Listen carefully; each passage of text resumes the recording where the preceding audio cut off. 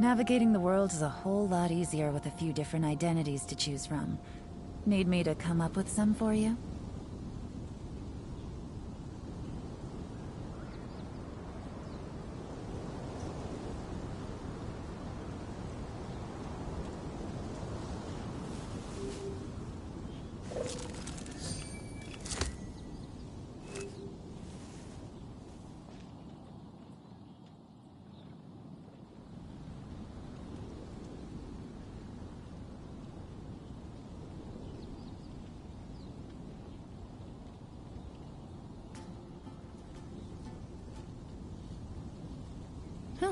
Good roll.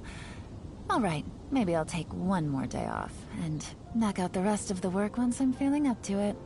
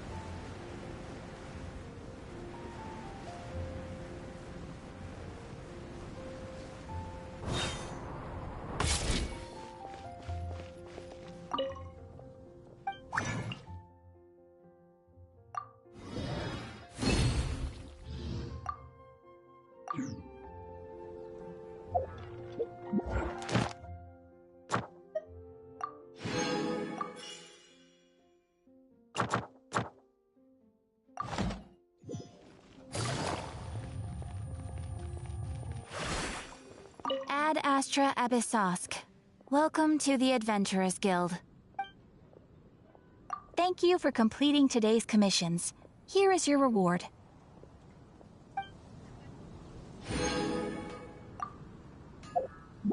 Ad Astra Abyssosk.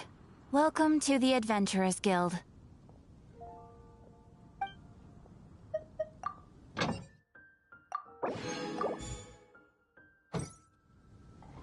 When you're high up, everyone come take a look. There will definitely be something that catches your eye.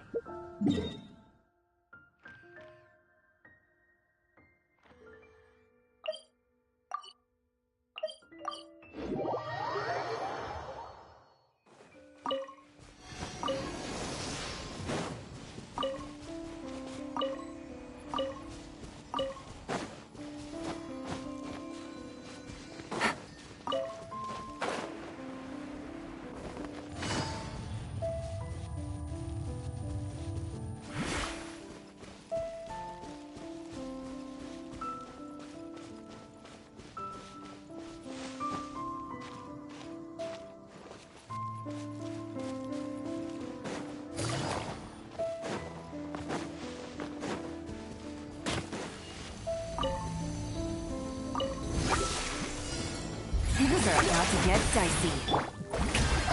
Let my name echo in song! Full is fled! There is no escape! Inazuma shines eternal!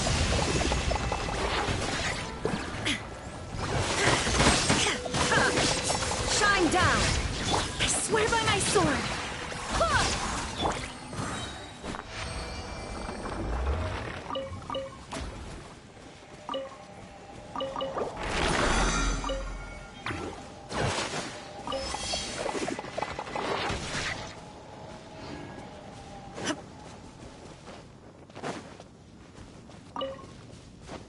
There is no escape!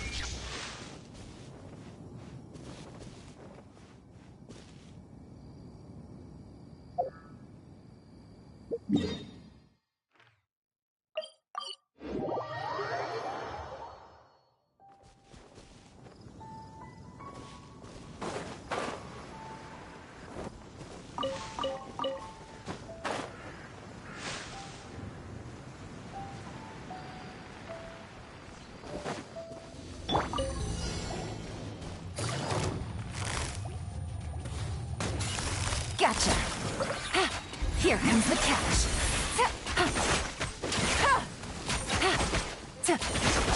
Illusion shattered, torn to oblivion.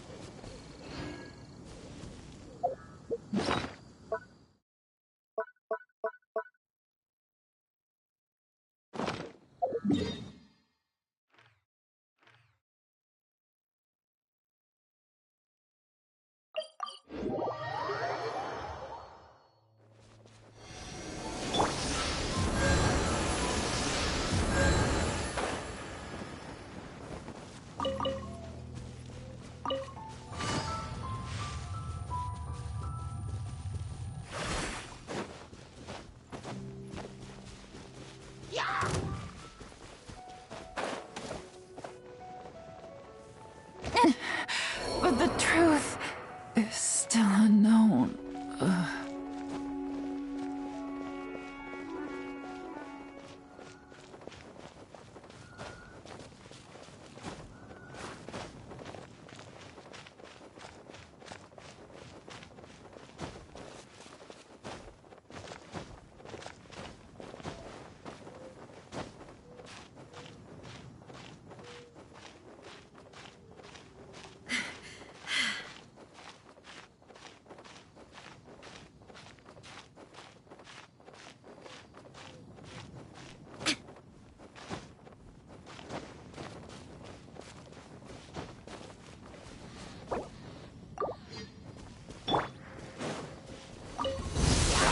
Barbados, guide us.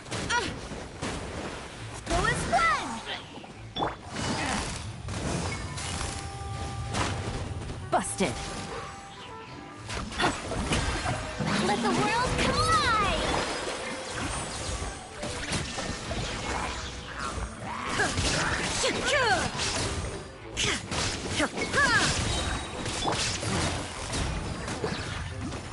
Things are about to get dicey.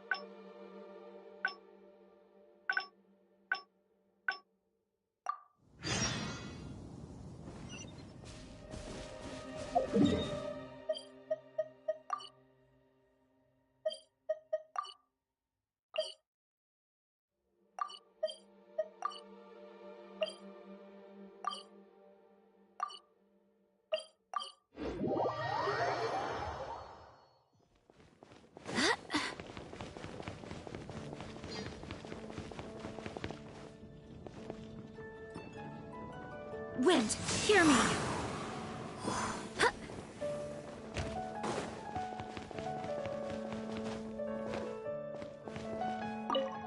Hunt down 3.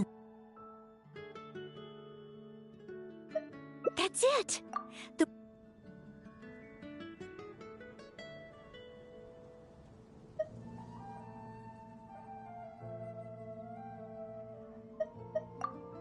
That's it. It's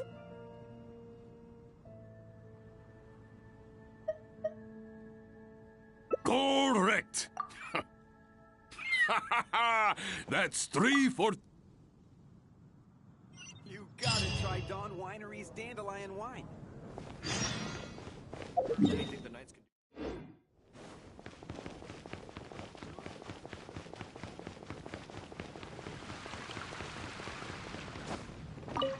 Okay, let's begin part 2. Steak.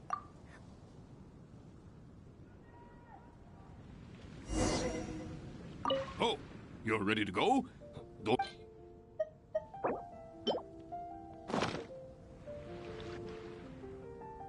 Steak! Steak! Ha ha ha!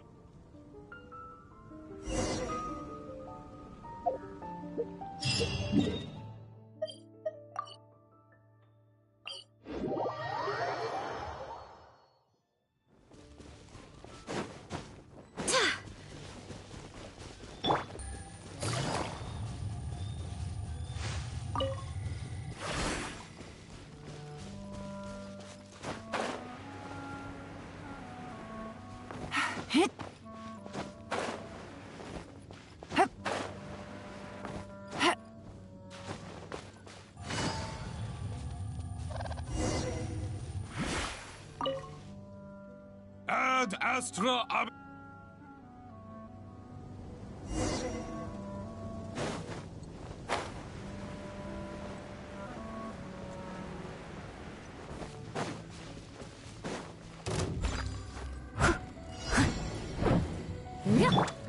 Strike a pose! Time to shine! Quietly now. Game's up. Fun's over.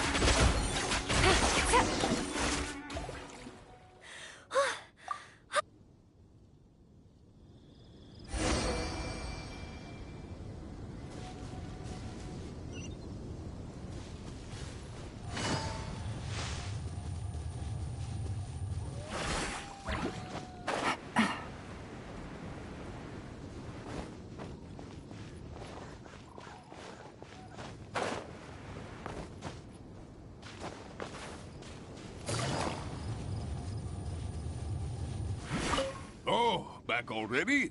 Seems like... Even the third part of the exam is a walk in the park for you. Now, please allow me to announce the results of your adventurer's entrance examination. You passed with a perfect score. Noelle, you are incredible as always. Oh, well, it's all because I had an honorary knight by my side. Without further ado, it gives me great pleasure to officially grant you the title of Adventurer. May your days ahead be filled with adventure, and may you boldly explore the stars above and the abyss below. Ad Astra Abyssosk! My. I never thought I'd see the day when Noelle would finally come around to the idea of joining the Adventurers Guild.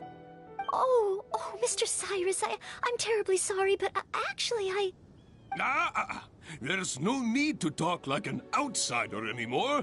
From now on, you can call me Branch Master, and I will call you Adventurer. I'm very sorry, but I actually wasn't planning to join the Adventurers Guild at all. I just wanted to take an exam, so I could get used to the atmosphere. I thought it might help me better prepare for the Knights of Favonia's selection exam. You mean... Oh, how can this be?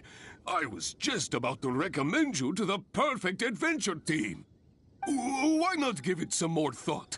Even if you're not ready to be a full-time adventurer, you'd be more than welcome to help out every now and then. Just think of it as... yes. Think of it as part of your exam preparation. You know, if you think about it, adventurers have a lot in common with the knights. E aí, Daniel? Who want to defend Mondstadt. Velho, eu dei uma olhada na transmissão que ficou salva. Eu tava em dúvida, eu achava que eu tinha que perder ali quando tu tem 1 minuto pra matar o bicho. Quando eu respondi as perguntas tudo certo, eu perdi ali pra ver se o final mudava. Aí acho que é por isso que eu me confundi. Aí agora eu respondi de novo, tudo certo, e agora eu concluí, e aí parece que deu certo. Exam preparation? Defend Mondstadt? Yes, precisely. I assure you it won't take up too much of your time. I believe it's only around 4 commissions per day. 4 commissions? Maybe if I can squeeze out some time from my breaks. Oh, if I'm not careful, the urge to accommodate just takes over. I'm sorry, Mr. Cyrus, but I'm afraid that my answer is still... Please, Noel, I'm begging you. We need your help. Oh, well, if my assistance is required... Oh, okay. Oh, sorry, Mr. Cyrus. Maybe next time.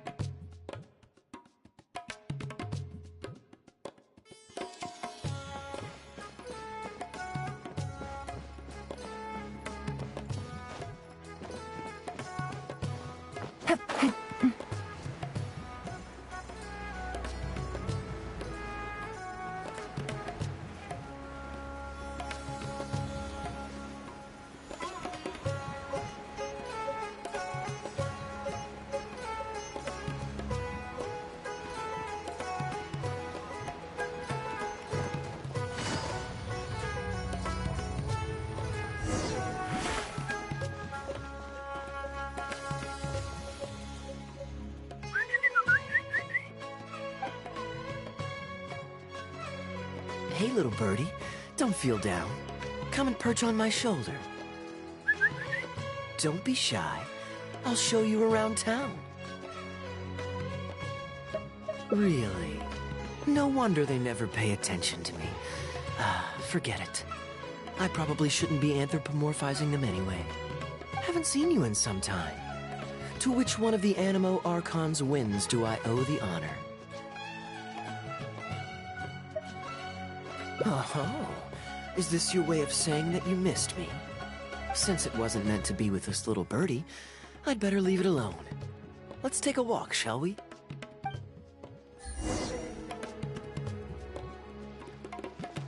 If you're wondering why I'm here, Jean's been worrying about trade safety recently. I discovered this when I unwittingly burst into her office to save the day. Another job involving long-distance travel falls to me. I suppose it's my own fault for having such a strong sense of duty.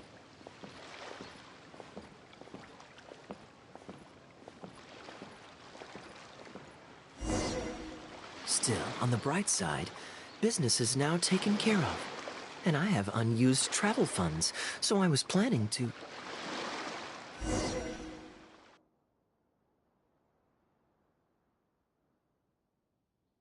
Gundafar, we are in the middle of a war. Your place is at the front lines by my son's side. Pray tell, what provokes your unwarranted return to the palace? A matter of utmost importance, Your Majesty, such that I must personally report it to you. Huh. Outdoor theater. Looks fun.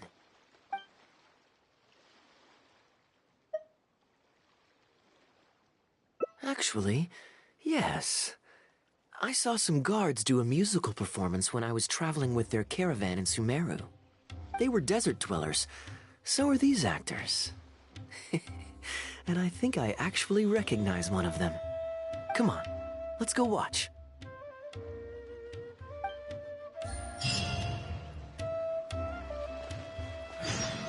That's enough work for today.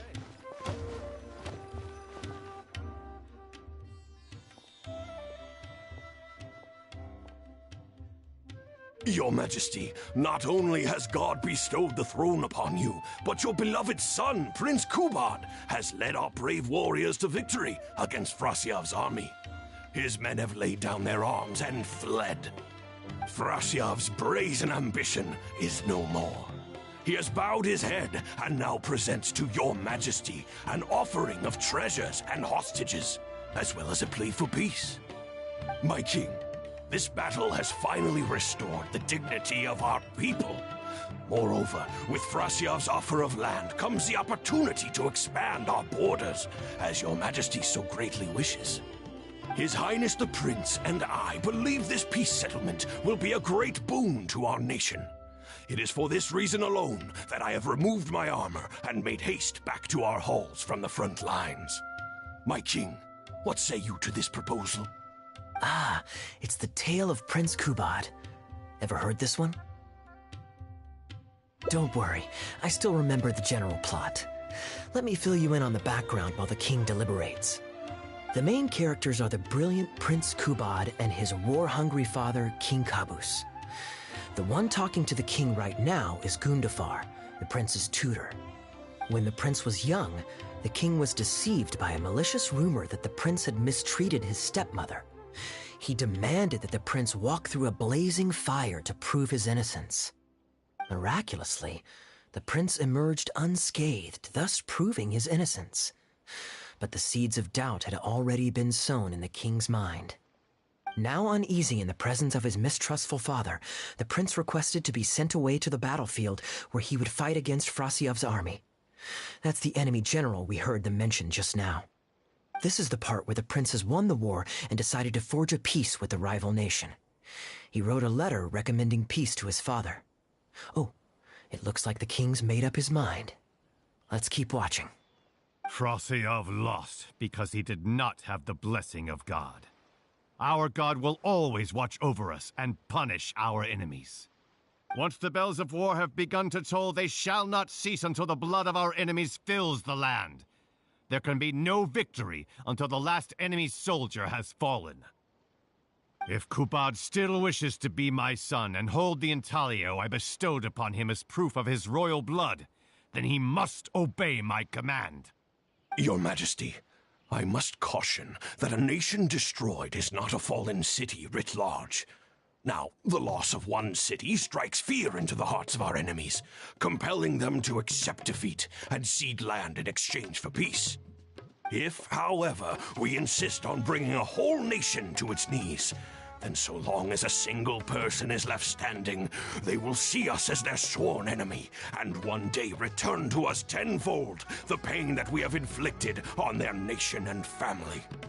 My king, a people is to their nation as wild grass to the open prairie.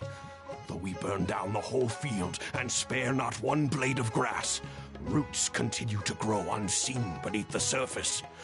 Come the spring, it is all but inevitable that fresh green shoots will rise up from the ashes. Cease, Gundafar.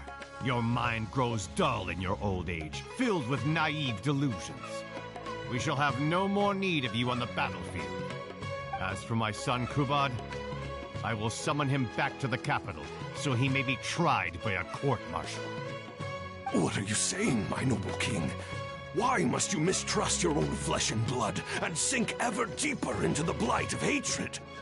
When he was falsely accused, you once doubted his honor and made him walk through a raging fire. Did he not prove himself worthy by emerging unharmed from the flames? Now you would turn me away when I seek only to provide the wisdom of counsel. What is the justification for this? The justification is that my word, not yours, is the law of the land. Cease and be gone, Gundafar, so you may spend the rest of your days with your wife.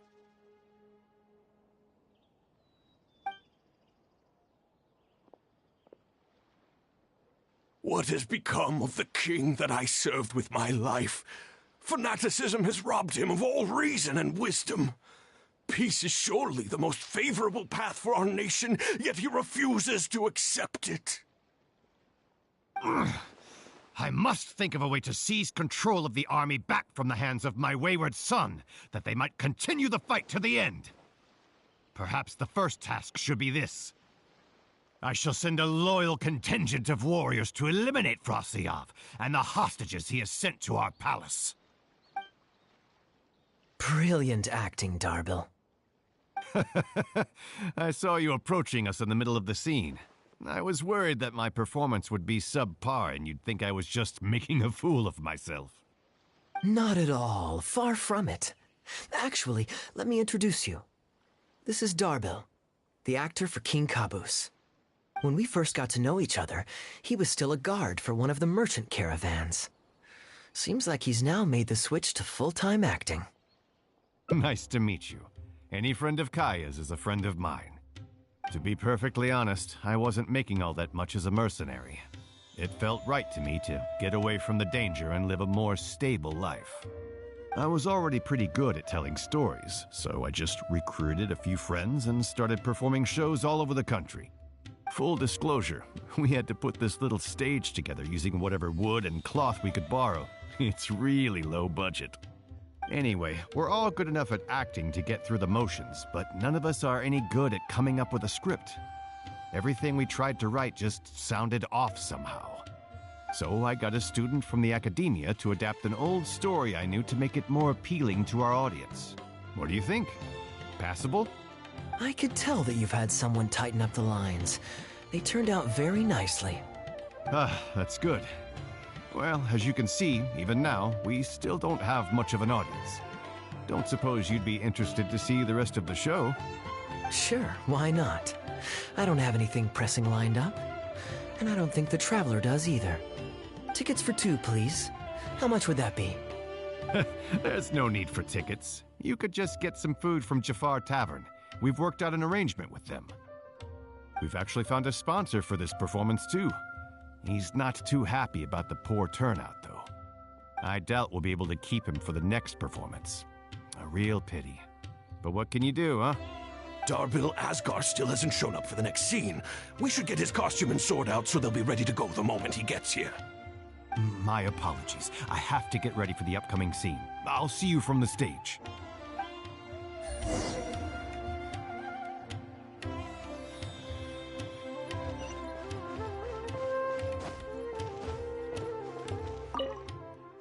Would you two like to order some food? What can I get you? If you're looking for recommendations, today's special is the tandoori roast chicken. Bear with us a moment. We're just going to take a look at the menu. I was at Port Ormos discussing some business opportunities, and some crook was trying to pull a fast one on me. Darbil took pity on me and politely asked him to make himself scarce. He's a good guy.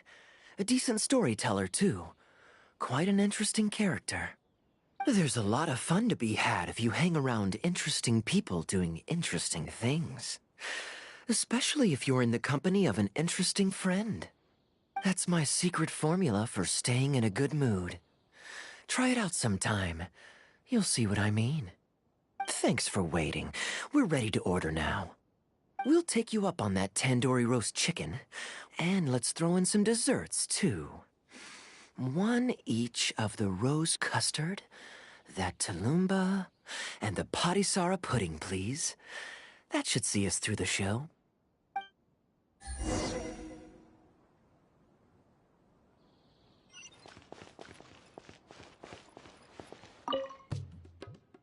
We've got good seats, close to the stage, but also not too crowded. We can watch the show as we eat. If I remember correctly, the next scene should focus on the prince. But I won't spoil it for you. You have to experience it for yourself. You could say that. It's always stayed with me because it's hammered home a cruel but realistic truth. People do not choose where and when to be born, yet the circumstances of their birth define the choices that they will have for the rest of their life. Here you are. The check's on the table, too. Just call me over when you're ready to settle up. No need. I'll pay up front. Here. Keep the change. Thank you, sir. Oh, but this is too generous. Call it a token of my gratitude for the excellent service.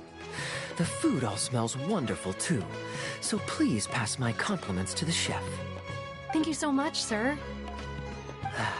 Let's dig in, traveler. Hey, Kaya. I'm so sorry, but the actor who plays the prince has run into some difficulties and won't be able to make it. We can't do the rest of the show without him, so I'm really, really sorry, but we'll have to call the show right here.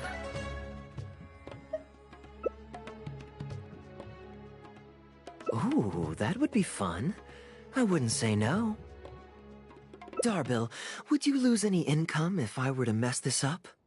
Not really. I mean, there's not much of an audience here anyway.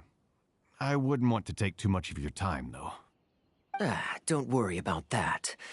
I like to be spontaneous now and then. Spice things up a little. Let me think. Well, you already know the story, so you just need to memorize a few lines. Huh, you know what? This might actually work. Wait, but Kubod has a specific costume he's supposed to wear, and there's no way you'd fit into it. Switching actors is one thing, but wearing street clothes on stage would really ruin the immersion. Yeah, I don't think this is gonna work. Well, good thing that I've actually got a costume with me. It goes pretty well with your stage, too. You're kidding. Can you show it to me? Sure. If you can show me the way to your changing room? It's in the restaurant. Follow me.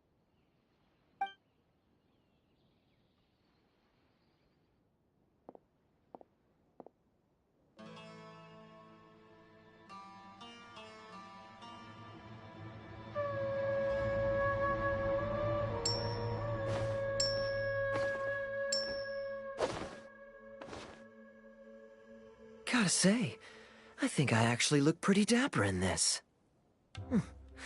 It's a pity I don't have many opportunities to wear it in public. Uh-oh, not a fan of me as a prince? I'll have to act my heart out so you'll be too dazzled to make any digs. Kaya, here's your script for the next scene. It's not too long, but you also don't have very long to prepare. Do you think you can memorize your lines in time? Only one way to find out. Okay, I think we've covered all your lines and movements on stage. You haven't had long to prepare, so don't worry about forgetting your lines. We'll remind you. All right, I'm good to go. Great. Then let's get this show on the road.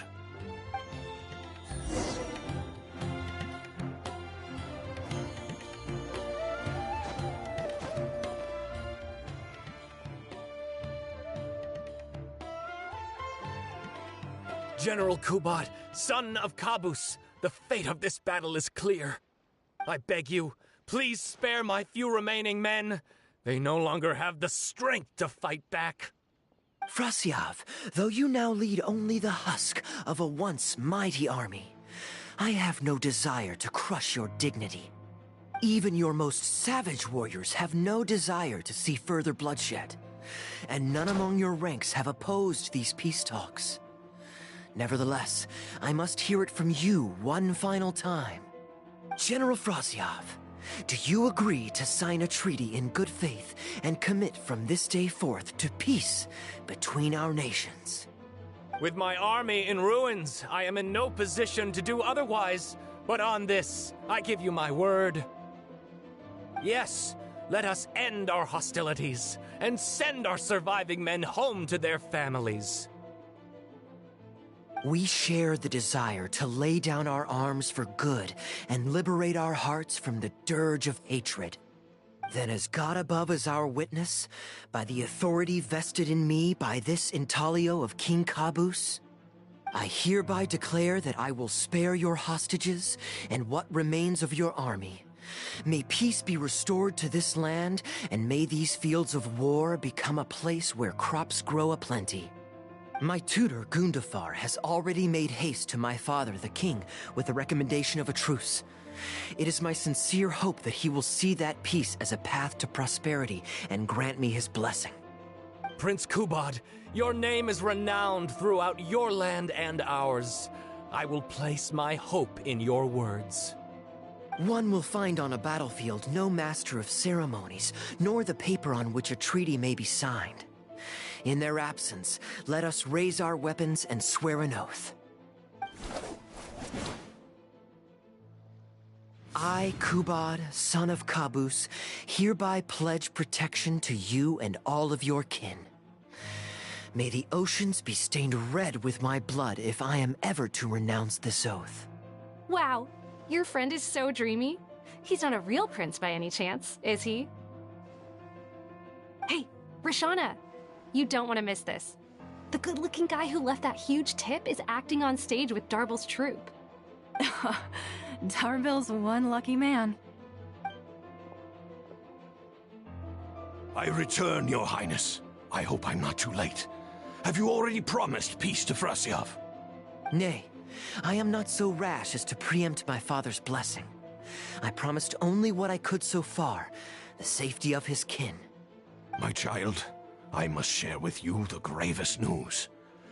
Caboose has become blinded by fanaticism and hatred, and will stop at nothing to vanquish every last man under Frasyov's lead. How can this be? You mean to say that my father has rejected our proposal for peace? He has indeed. I urged him to reconsider, and for this I was rebuked and dismissed from his service. But far stricter punishment than this awaits you, should you return home with your troops. Please heed my warnings, dear child. I dare not imagine what unspeakable atrocities your father intends to commit. Nay, the truce must stand. I cannot renounce my oath.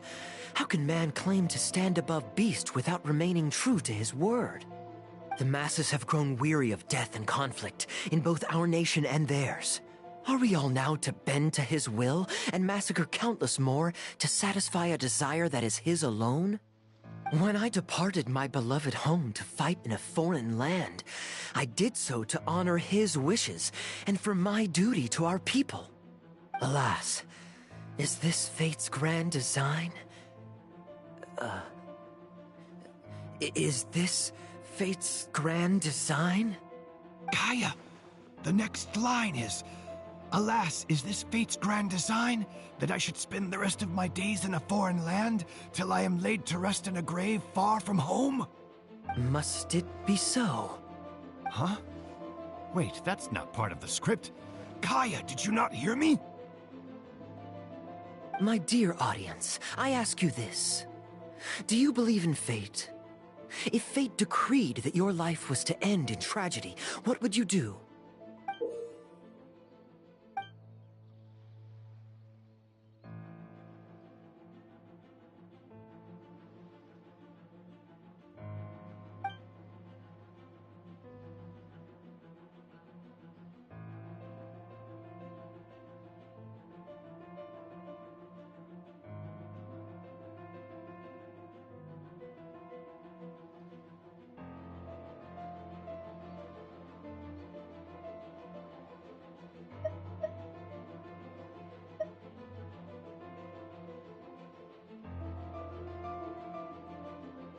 Oh? Then so must it be. Yes, so must it be. I shall discard this intaglio and rid myself of the shackles of fate. Wait, but that's not... My dear prince, do you intend to betray your father and abandon your heritage? Fate means to send the machinations of war to every corner of the land, to fan the flames of conflict till they engulf the entire world. Fate would see my sword tainted with the blood of innocence, that the bright banner of my homeland might fly in every nation known to mankind. But I shall not bow to the will of fate.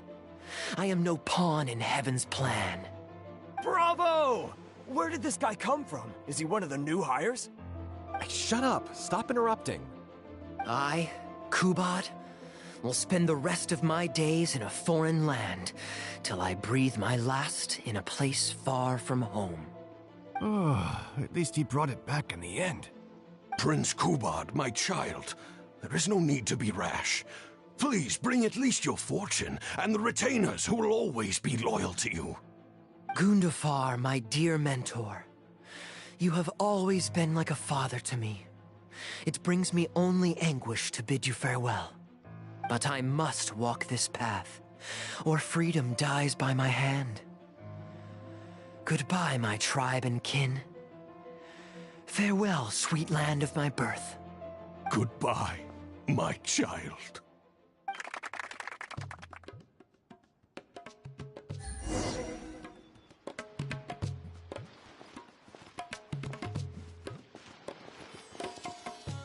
Ooh, it's Prince Kubad.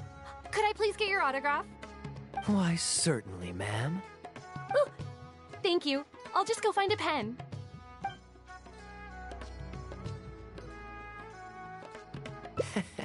Feeling more like a fan now? Acting is quite fun.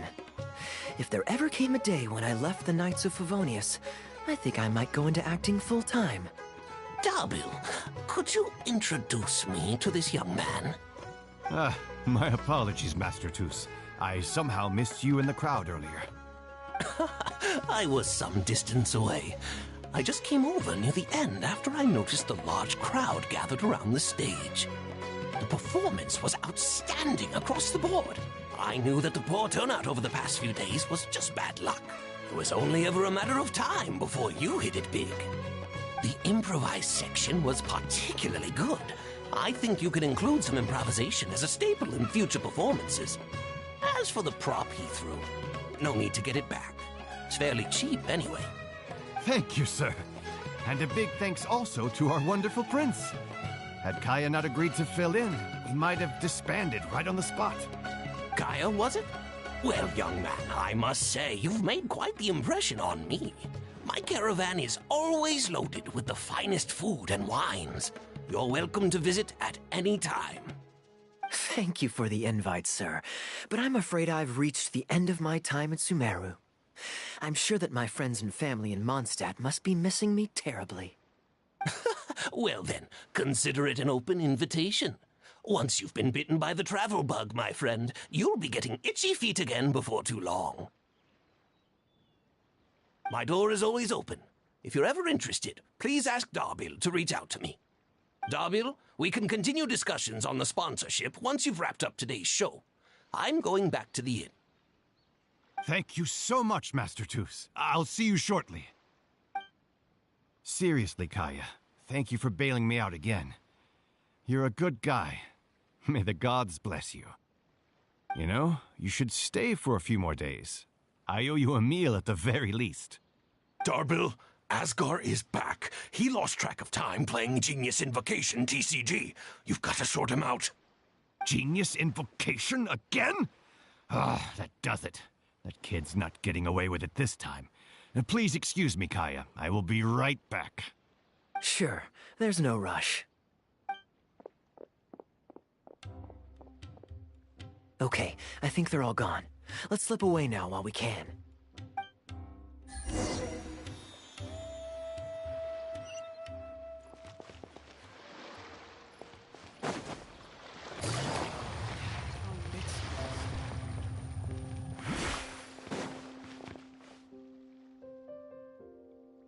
All right, this should be far enough.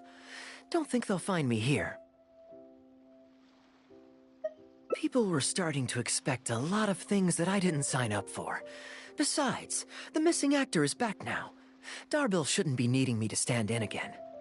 I don't mind socializing, but compared to chatting over food and drink, I much prefer just going wild on the stage. What about you? Did you enjoy the show?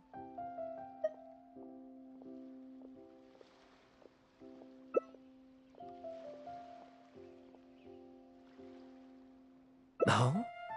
I was expecting a lengthier critique, but you've thrown the question right back at me. Sneaky. All right, I'll rise to your challenge. Let me think. All the world's a stage, and all the people merely players.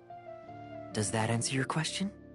Perhaps there's an inept god out there deciding everyone's fates, much like the academia student drafting Darbil's scripts. Yeah. Inept is a good word for it. Honestly, it might even be a little too civil to describe a god who turns fathers against their sons and is bent on endless warmongering, don't you think? Anyway, that's exactly why actors need to wake up and realize they don't have to follow the script. There's nothing to stop them from following their gut and making it up as they go along.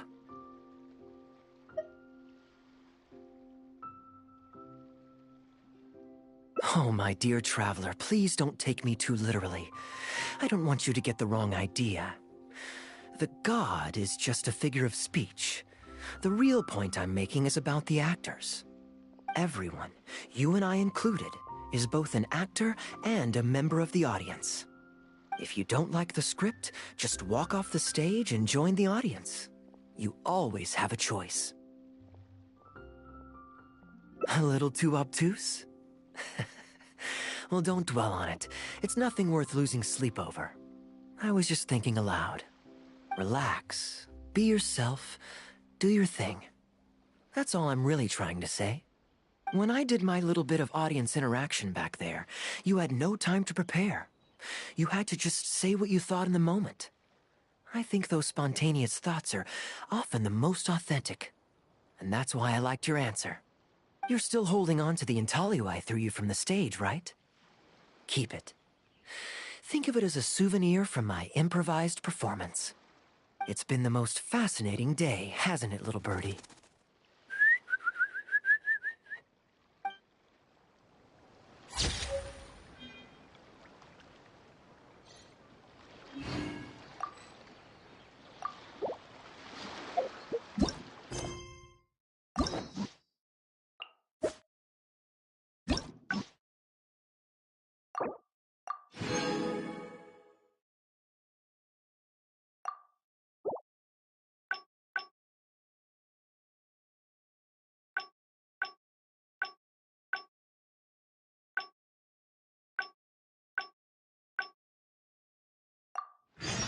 I got a new letter from an informant.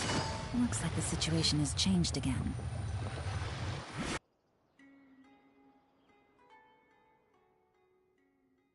Gundafar, we are in the middle of...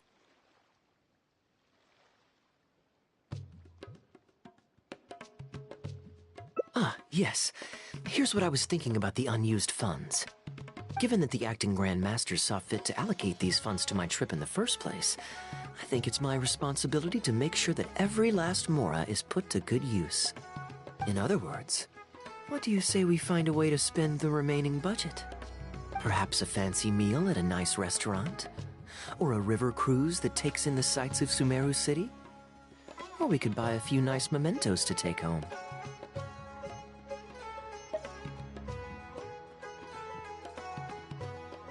Hey, no need to put it like that. Let's keep walking. We can consider it some more on the road. The rules of the Knights of Favonia state that any and all expenditures during a business trip are counted as travel expenses. That's more than enough justification to live a little. Of course, with me being here on my own, it was looking like a wasted opportunity. But now that I've run into you, why don't we make this a joint trip?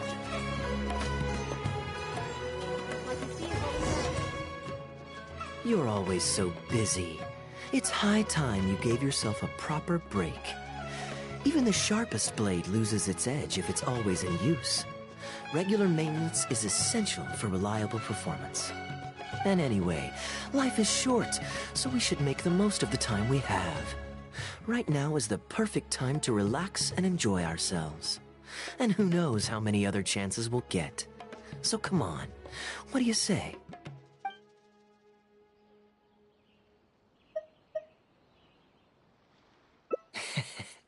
Now I remember why you're an honorary knight. Of course being tempted by money is beneath you. Your honest character is dazzling to behold. Like the sunlight reflecting off the surface of Cider Lake in the late fall, I hold my hands up. My thinking was mistaken. In that case, I guess today's end-of-trip blowout is cancelled. I shall pack my luggage and prepare to return to Mondstadt. Oh? You'd do that for me? Well, this wasn't what I'd originally planned, but it's a very welcome development. When I was souvenir shopping, I picked out something for you too. Guess my thoughtfulness wasn't in vain. Let's keep that a secret for now. Not because I want to keep you guessing. It's just that I didn't think I'd run into you here. All my gifts are back at the inn. I want you to find out for yourself when you open it. The surprise is what gift giving is all about, is it not? Then it's settled. We'll leave together shortly.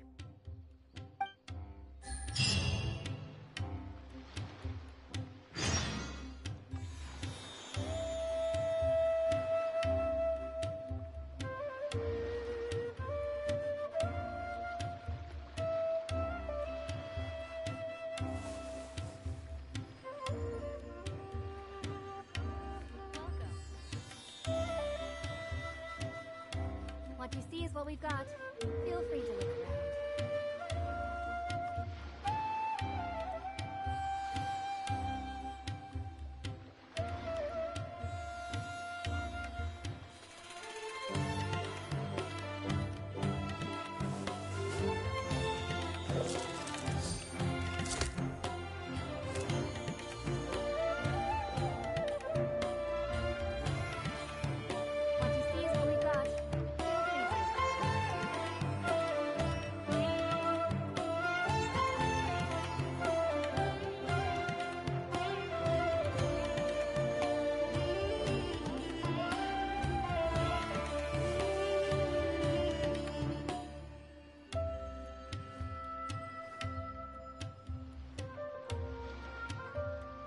What you see is what we've got.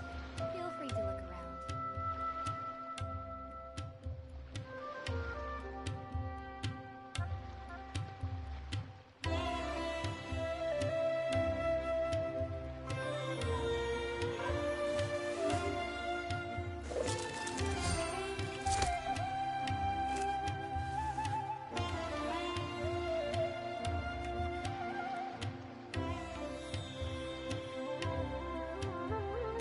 What you see is what we've got. Feel free to look around. What you see is what we've got. Feel free to look around.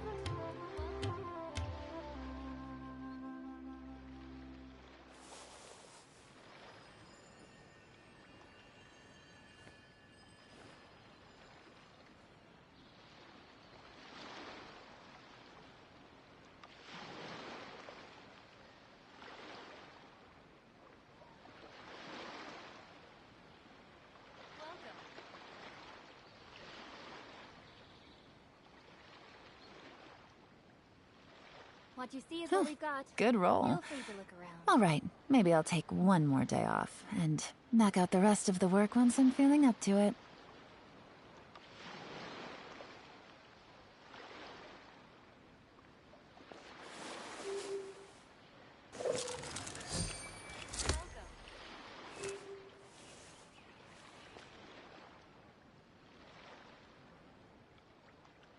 What you see is what we've got. Feel free to look around.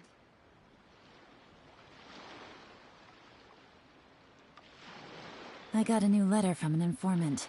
Looks like the situation has changed again.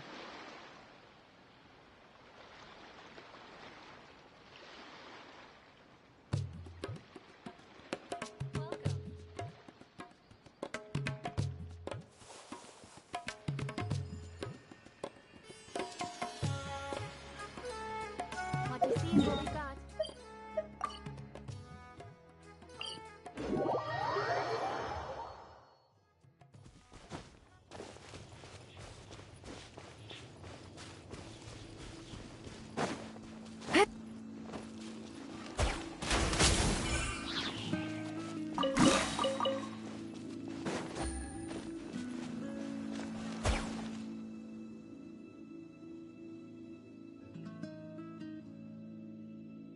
Look, Mondstadt's windmills. Ah, such a comforting sight. Now, as promised, your souvenir. Here you go. According to the merchant I bought it from, mysterious spirits called Jinn often live in lamps like this. And this lamp in particular once housed a very powerful genie. Merchants love to exaggerate to help make a sale, but it's still quite the pretty little lamp. I know you like rare things, so perhaps you can add this to your collection. Of course, you can also use it as an ordinary pot. Personally, I think it'd make an excellent wine vessel. You're welcome. I'm glad you like it. I'm ready to head into the city now. You're free to join me, or you can make your own schedule. I could give everyone their souvenirs first, but I'm not sure whether I'm in the mood for running around and visiting people right after the long journey. Maybe I'll take a breather first. But I know I'll only get bored sitting in my room alone. Ugh. Do you have any suggestions?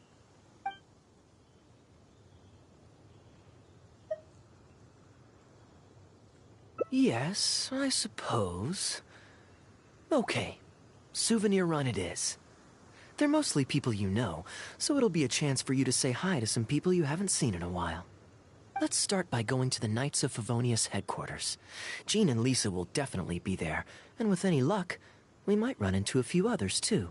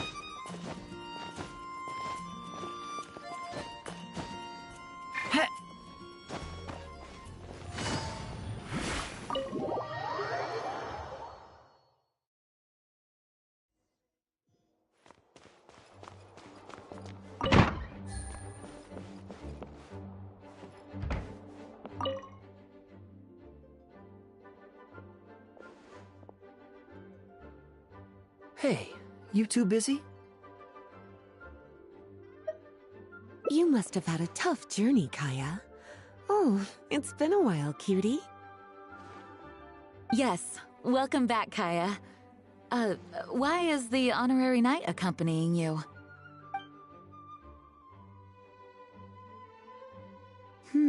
I understand. Back to matters at hand, Kaya. I have already received your report. You did well this time, thank you. A few days ago, we received a letter from the representative of the Wine Merchants Association in Sumeru. It was thanks to your on-the-spot decisions that further losses, due to continued delays, were avoided. Just doing my duty. Anything to reduce the acting Grandmaster's workload. Oh, I nearly forgot. I have some unused travel funds. I'll return the surplus now. Given the suddenness of the situation and the difficulty in resolving it, I authorized a greater than normal disbursement in case of unforeseen circumstances. But I didn't think there would be this much left over. Thank you, Kaya. Just doing the right thing.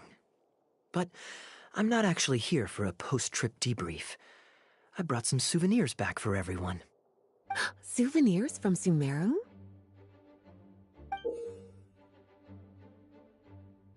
Here, the letter opener is for Jean, the jeweled brooch is for Lisa, and the items in the box are for everyone else. The artistry of this is exquisite. Look at the ornamentation on the sheath. This must be one of those crafts unique to Sumeru. It's my first time seeing one in person. Thank you, Kaya. I love the color of the gem in this brooch, and the setting is so elegant. You have excellent taste, Kaya. This can't have come cheap. It wasn't too bad. I didn't spend too much. Might I intrude a moment? Albedo, is that you? Come in. I finished the latest quarterly expenses report for the workshop. It's ready for your review. Traveler, greetings. And Kaya, welcome back from Sumeru. I haven't seen you in a while. You two look like you're in good spirits. As a matter of fact, the honorary knight and I traveled back from Sumeru together. Ah, yes, and I brought some souvenirs for you and Klee. They form a set. Hold on, let me dig them out. You're too kind. Klee has been constantly inquiring as to the timing of your return lately. Since you weren't around, she thought you had also been grounded, and that it would be a long time before you could come out. Children always have the most peculiar way of looking at things. Also been grounded? Sounds like things haven't been too dull for you all in my absence. It's Klee's third time this month. Evidently, you're not the least bit surprised. No. On the contrary, what would be a surprise is if Klee ever managed to stay out of trouble for a substantial length of time. Anyway, since my souvenir is part of a set with Klee's, there's no rush to give it to me. When Klee's next, released, I'll bring her to see you sometime. We'll collect our souvenirs together. Sure, makes sense. Leave the surprise for the person who'll enjoy it the most. I'll leave these documents here. I'll take my leave now, everyone. Kaya, I've approved your vacation request. Use this time to relax and unwind. Don't worry about the report and other work. I'll take care of it. You too, Honorary Knight.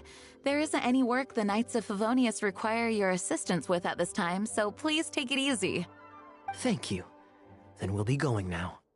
Enjoy your vacation. But don't forget to return the Fox and the Dandelion Sea series before it's due. Don't worry, I'm nearly done with those. I'll be able to return them in a few days.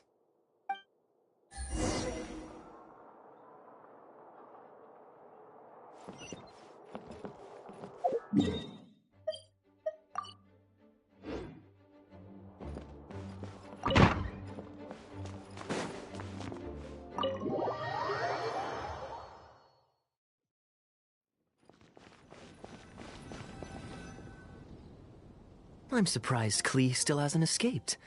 I taught her a few tricks just before I left.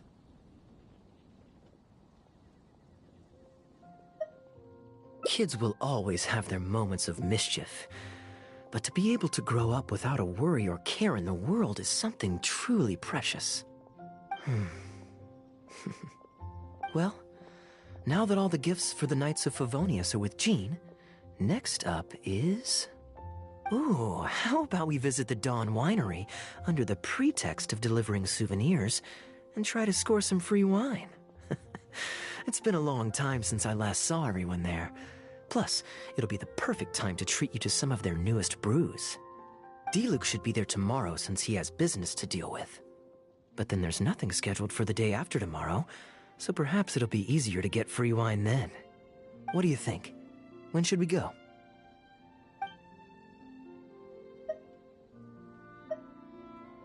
That works.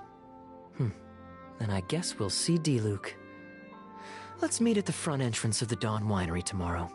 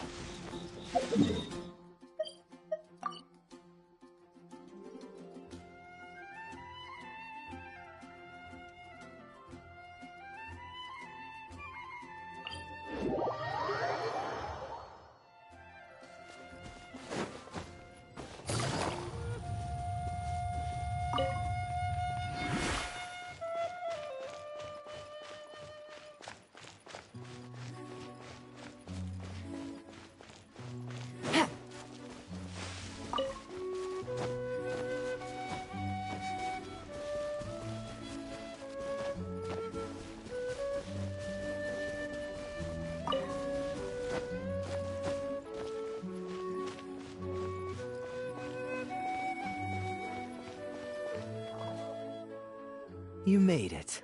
Come on, let's go inside. Brace yourself for some sour grapes.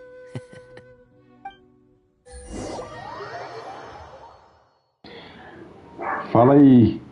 If you're not feeling well, then Caraca, velho, agora que eu vi que tá tudo em inglês, mano. I'm fine. It's not serious. Oh, I'm sorry. I hope I'm not interrupting anything important. What are you doing here today? Seu nome é bem fácil de pronunciar And I see também. you've brought a +1. Oh, it's nothing particularly pressing. It's just that we recently returned from Sumeru, and given how long it's been since we last visited the winery, we thought we'd drop by and say hello. Is that it? Make yourselves comfortable then. Oh, do you really mean that? Because my definition of comfortable happens to involve prodigious amounts of your finest wines. Speaking of which, I'm curious where you store the wine these days. Is it the same place as it always used to be? Sounds like you're in a hurry to reach your goal. Been plotting this raid for a long time? Plotting a raid? Why, you misunderstand me. The truth is, a rumor happened to reach my ears recently. My informants tell me that last month, the Dawn Winery spent a large sum of mora on 2 bottles of limited edition Northland Valberry liquor. However, it turns out that they were likely just cheap knockoffs masquerading as the real thing. Of course, a teetotaler like yourself would struggle to tell the difference. So why not get a connoisseur to help you appraise the quality? Oh, wait. But the sterling reputation of Dawn Winery is at stake. Why, if you really purchased bootleg liquor, that would be scandalous. Better to have unknown and insignificant alcohol aficionados do the taste test for you, to prevent word getting out. Quite the story. You used that one last year. Got anything else? What? Really? I totally forgot. In that case, how about the principle of reciprocity? Here, this is for you. I bought it for you in Sumeru. And it cost a veritable mountain of mora. Thanks. Put it on the table. That's it? No comment whatsoever? You want a comment? Okay then. This thing is very in line with your unique aesthetic tastes. Much like that vase over there. Elzer, fetch a bottle of this year's newest batch from the warehouse, or else someone will keep blathering on with endless excuses. One moment, Master Kaya. I shall fetch it immediately. What's wrong, Elzer? Are you okay? My throat is a bit raspy is all. It got better after I began taking medicine, but recently it flared up again. Other than a bit of difficulty breathing now and then, it's nothing to be concerned about. Many illnesses are caused by overwork. If you don't get enough rest, medicine alone won't solve the problem. Surely you should have long since handed over the work of the winery to Diluc by now. You can't keep being Diluc's butler. He's becoming a louse. Actually, most of the time he... Take some time off, Elzer. Don't put it off any longer. I'll handle the guild matters. It's important to take care of your health. You have to take it seriously. And, cavalry captain, you would do well to remember that brevity is the soul of wit. Master Diluc, Master Kaya, thank you both. Then I'll take my leave and rest for a few days. Enjoy your vacation. Though, before you officially clock out, let me head out the door with you. We can grab a few bottles on the way. There's nothing quite like enjoying a quality wine while feeling the gentle breeze against your face. Ah.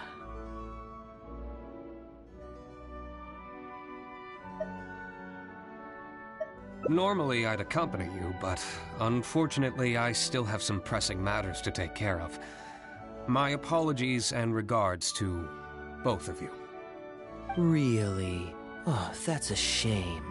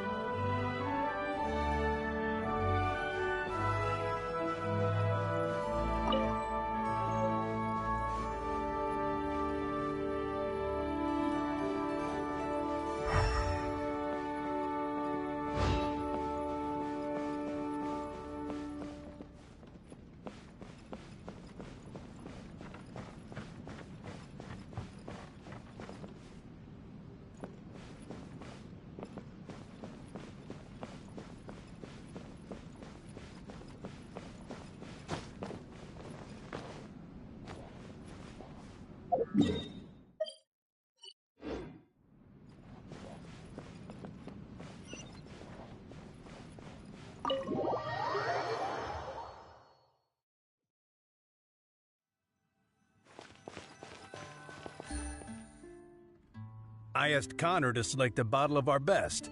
He'll bring it by shortly. You asked Connor? He hasn't seen you in a while. He's just happy to be able to do this for you. Considerate as ever. Ah, Elzer, I also brought you a gift. Here, this belt buckle's for you. Such artistry.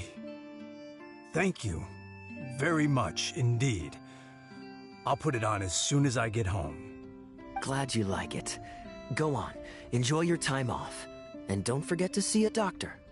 Very well, Master Kaya. I'll be taking my leave now. Elzer is a good guy, and he's very responsible. But with 1,000 different things to worry about each day, that same sense of responsibility wears him down. Master Kaya, your wine and an apple cider for your friend. All freshly fermented this year. Please, have a taste. Traveler, this one's for you. Oh, very clear. And a full-bodied aroma. That's rather nice. Isn't it? This one's a little on the sweeter side, but I can go grab a dry one if you'd prefer. No need. Sweet is just fine. Let's drink one together. Don't mind if I do. I haven't caught up with you like this in a long time. We used to always pour the first glass for you when cracking open a new barrel. With you gone these past few years, I've had to drink it for you. Well, since it wasn't me harvesting the grapes, de-stemming, or crushing them, it's much more fitting that you should take the first taste.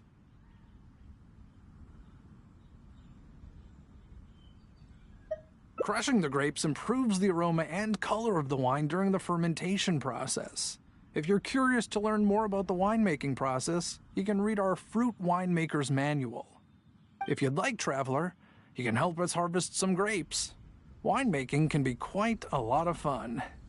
It isn't nearly as exciting as he makes it sound. Your back will be in so much pain after picking grapes that you won't be able to stand up straight. Master Kaya is right. Harvesting grapes is back-breaking labor. But seeing the grapes turn into grape juice, then ferment into wine, it's a fascinating experience. And every person at the winery should have a chance to share in it. Wait, so Diluc actually helps you with the winemaking? Oh, goodness no. Master Diluc is far too busy, not just during the day, but even at night. Oh? And just what is Diluc always so busy with? Well, you know, come nightfall, he's always out there, networking, and so on. Master Kaya, you may be surprised to learn just what lengths Master Diluc is willing to go to for the sake of the business. Connor, you're an awful liar. I hate to see you struggle. Oh, so Master Kaya, how do you like your drink? I remember you weren't very interested in wine when you were young. That was because the adults said children weren't allowed even a drop. Don't you remember how much trouble Diluc got in that time he snuck a drink? Ah, yes, of course. Adeland even covered for the two of you.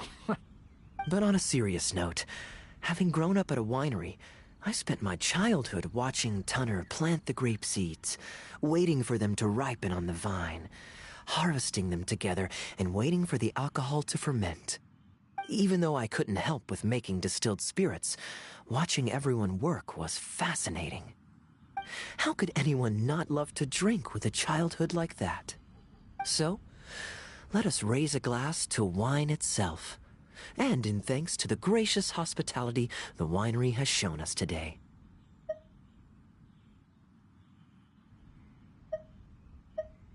Hear, hear, to Dawn Winery. Speaking of wine, Connor, I have a gift for you. It's a decanter set from Sumeru. I get a present too? Thank you, Master Kaya. Time really does fly. I still remember the days when everyone was giving you gifts at your birthday parties when you were young. Now I have wrinkles and Tunner's bent double, while Master Kaya is the cavalry captain of the Knights of Favonius. How is Tunner holding up? He's still tough, but getting on in years, so some things just aren't as easy as they were. But he's used to doing things his way and doesn't trust new employees to do it for him. A lot of the temporary workers I hired quit because they couldn't handle how picky he was. Master Kaya, if you have time, why not go talk to him about it? You're probably the only person he'll listen to besides Master Diluc. I definitely owe him a visit. I haven't seen him in some time, and I do have fond memories of the days when he was teaching me to pick grapes.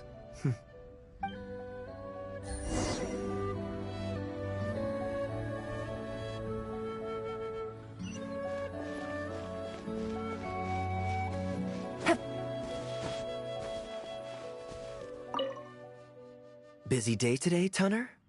Oh, Master Kaya, you're back.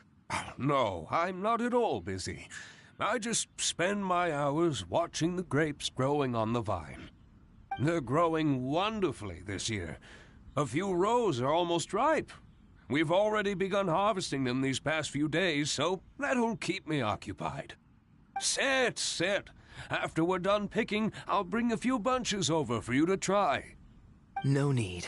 We were just drinking with Connor, and our stomachs are so full of wine that we couldn't eat a bite. What about your friend? Doesn't he want to try?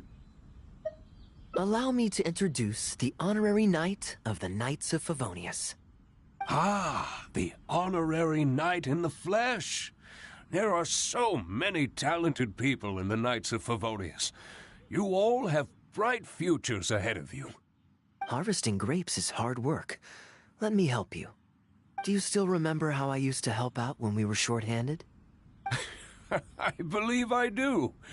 In that case, I'm counting on you. What's this? Everyone's clamoring to do manual labor? Well, suits me. More help is always appreciated. Come with me, young lad. I'll tell you which grapes are ripe enough, and you can pick them.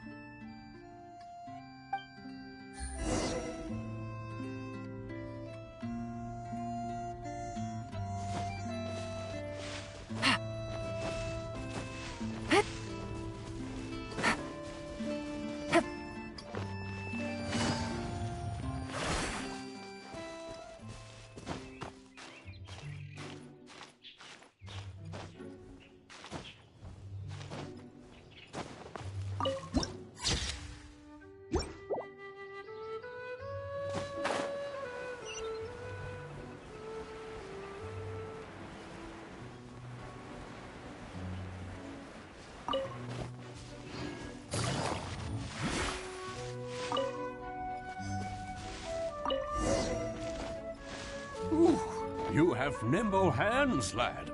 Master Kaya wasn't nearly so careful when he was young. He mangled so many his first time. What a waste.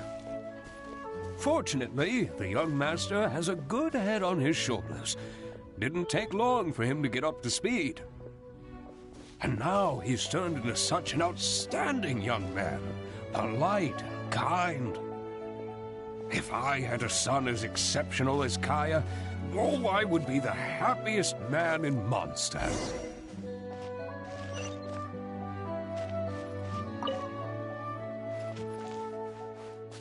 There's a few more rows of grapes up ahead. Let's finish picking them together. Careful not to damage the grapes when you pinch the stem.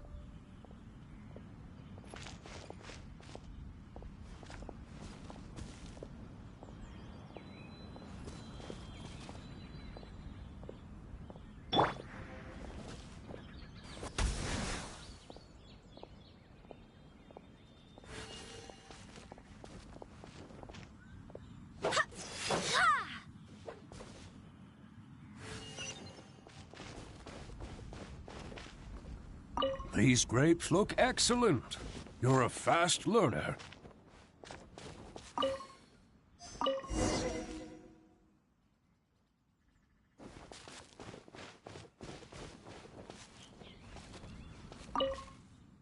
I'll take them. Good job. Master Kaya left the winery and moved to Mondstadt. Just like my own son, Guy. He left home to join the Knights of Favonius, too. I don't know him like Miss Adeline or Master Diluc do, but I know that no matter how old your child gets, they always need a home they can come back to. And without family by your side, you at least need the companionship of friends. I've been working here for decades and watched him grow up with my own two eyes. Sometimes I get the sense that there is something bothering him, something deep-rooted. But he guards his secrets closely. Or perhaps he just doesn't want to involve us. After all, I doubt that we could help him. I can see that you have a good relationship with Master Kaya. Please look after him. He's very dear to us. That he is, yes. I do still think of him as a child. It takes time for an old man's mind to adjust. Wonderful, wonderful. Knowing that he has a friend like you, we here at the winery can be happy for him. You're looking very happy, Tunner. Was the traveler telling you some jokes? No jokes. I've received a letter from my son, Guy. He's really going places. I'm so delighted. Master Kaya, honorary knight.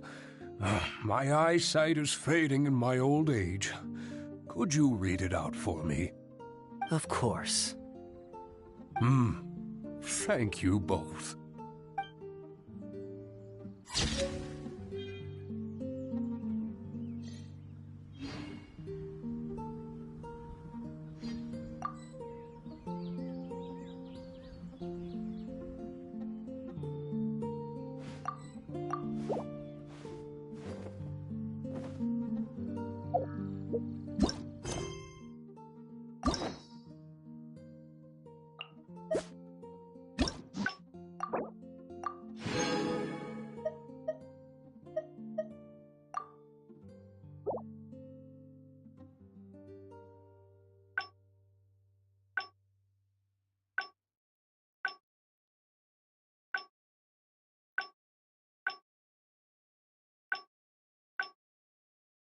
It's time to move on. We shouldn't stay here.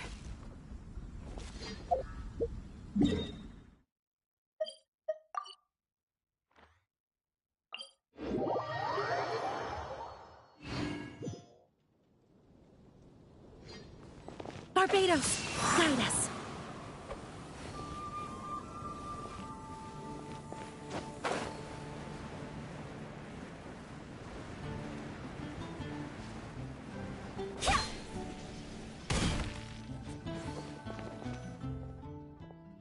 I'm surprised Klee still hasn't escaped. I taught her a few tricks just before I left. Kids will always have their moments of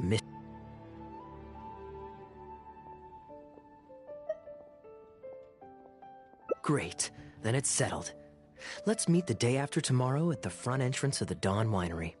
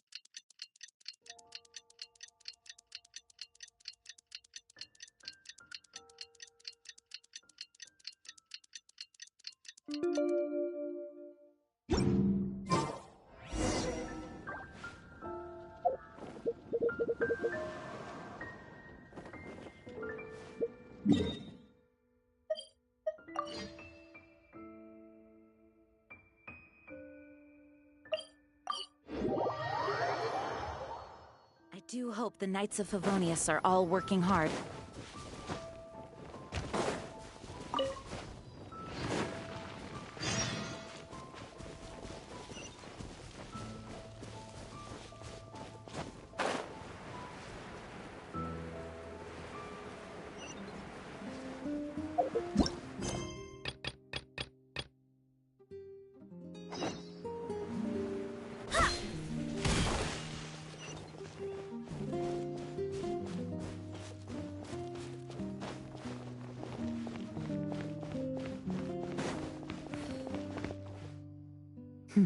You're more punctual than I expected.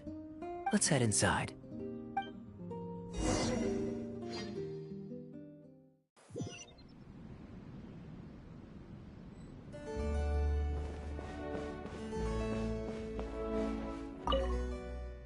Master Kaya? And the Traveler? Welcome, welcome. Please, come in. I'll fetch you both something to drink. Long time no see, Elzer. Yes, it's been a while, hasn't it? So what brings you back to the winery this... Sorry. Is there anything I can do for you? No need to be so formal. I just returned from Sumeru and dropped by to see you all. Ah, what a pity. Master Diluc went out to handle business last night and hasn't returned yet. Never mind. The main thing is that you and Adeland are here. Oh, speaking of Adeland, where is she? She's taking some time off. She was busy cleaning yesterday and finally has a bit of time to herself. Perfect. I brought some gifts for you both. Here, this belt buckle is for you. My goodness, it's exquisite. Thank you, Master Kaya. I'll treasure it. Would you like anything to drink? We recently finished making a new batch of dandelion wine. Well, what perfect timing. I was just wondering how this year's batch was coming along.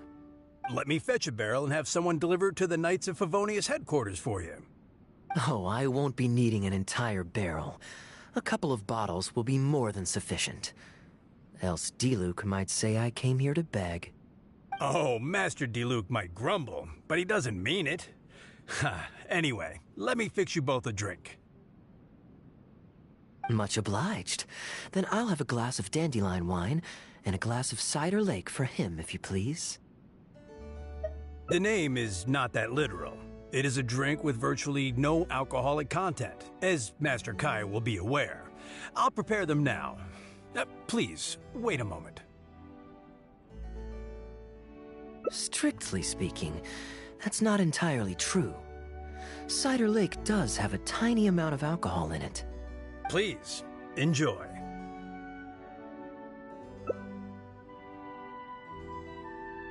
Pleased you liked it. Looks like my bartending skills haven't faded with age.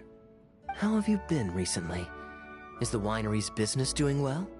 To tell you the truth, we've had our work cut out for us recently trying to fulfill some major orders.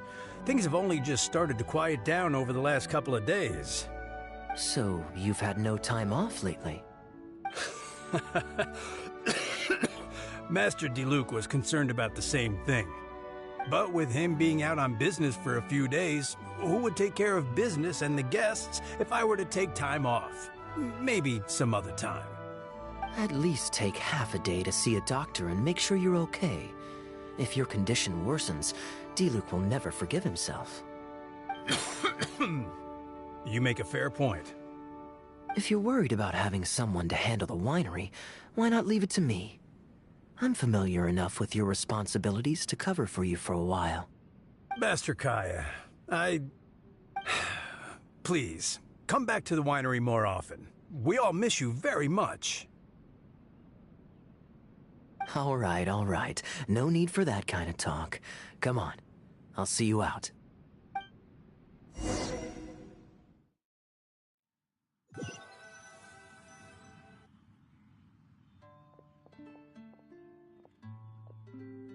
While I'm resting, I shall leave Dawn Winery in your hands. Don't worry, I'm not going anywhere. Rest easy, and go see the doctor. Such great weather today.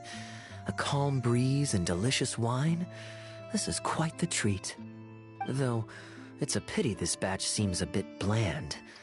How about I go to the wine locker and fetch one from the reserve collection? I remember it's on the second floor. Of course it's fine. I promised Elzer I'd help. I said nothing about leaving the wine alone. Sorry, I'm a little late to the welcome party, but I believe I just heard the words wine locker and reserve collection. Planning on pilfering a bottle of reserve, Master Kaya? The reserve collection is reserved for a reason, you know. You should at least run it past Master Diluc first. Oh, Adeland, surely you misheard. We were simply taking a walk around the house. I see. Anyway, what brings you and the traveler to the winery today? We just returned from Sumeru. It's been a while, so I thought we might drop by and say hello. And perhaps enjoy a complimentary drink while we're here. Surely you wouldn't object, Adeland. How could I object? We're simply happy that you've come back to see us. Oh, Adeland, I also brought some gifts for you all. This bottle of essential oil is for you. If you rub it on your hands when it gets cold, your skin won't crack. Oh my! I can't believe you remembered something like that. Of course I remember. You always took such good care of me when I fell sick as a child. In comparison, this is nothing. No, you're all grown up now, and you don't get sick nearly as easily. You don't need me to look after you anymore. True, I don't get sick as much. But speaking of being looked after, when I was in Sumeru, I did find myself and my stomach missing your cooking so terribly.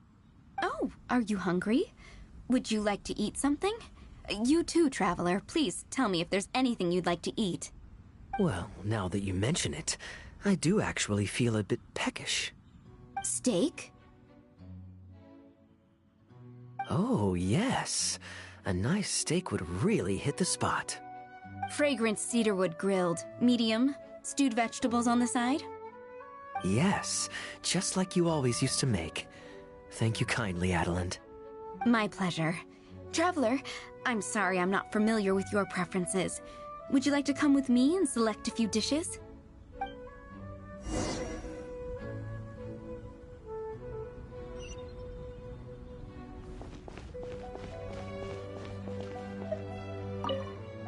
Grilling the steak over fragrant cedarwood infuses it with more flavor than pan-frying it.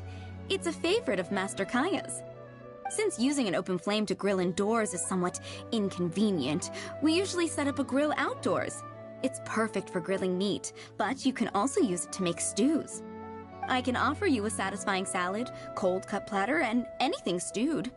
What would you prefer, traveler?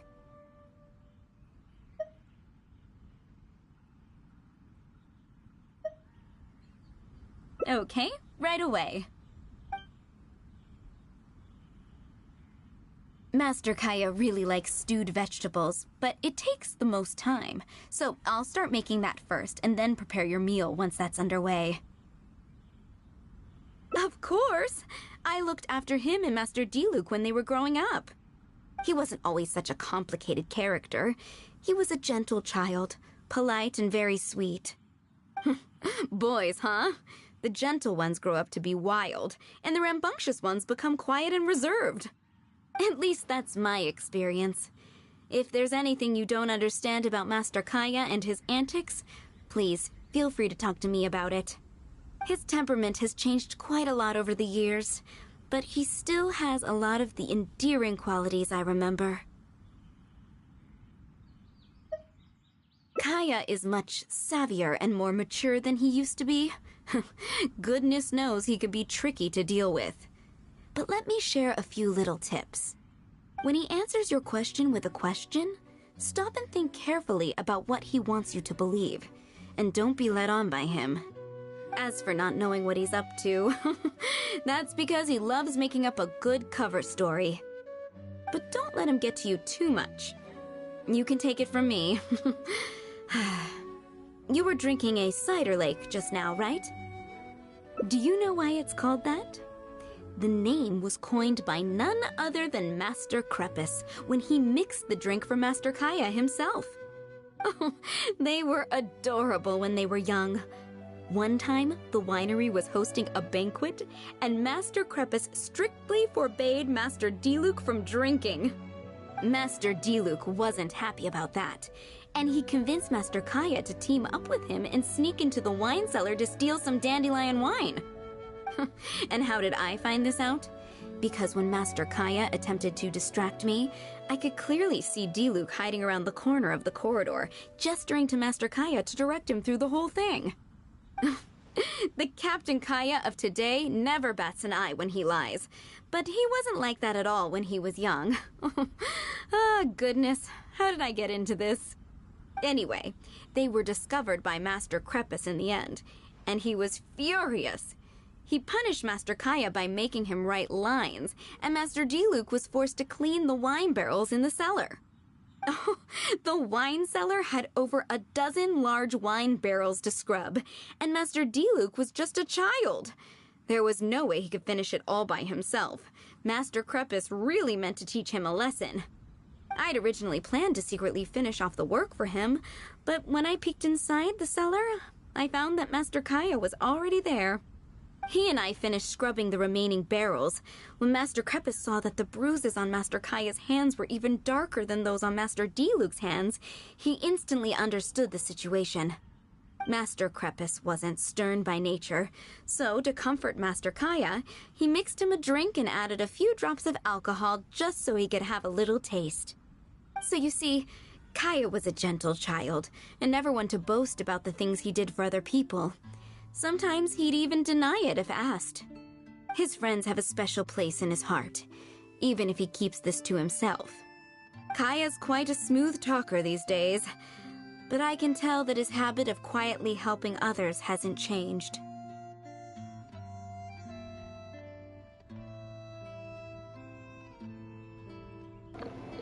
E aí, almofadinhas? Só vi agora, véi. Nem sei se tu tá aí ainda, mano. Foi mal. Tô lendo aqui a história do Kaya, véi. Ah, good. Okay, the stew is nearly ready, but the meat and the other dishes will need a moment. Please wait at the table. I'll be over shortly.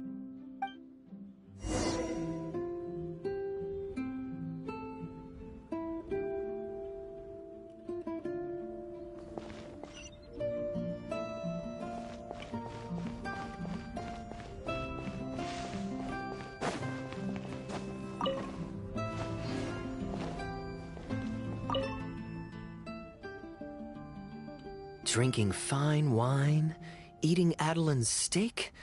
Ah, now this is what I call a vacation. Oh? What has Adeline been telling you? So she told the good stories. Well, shucks.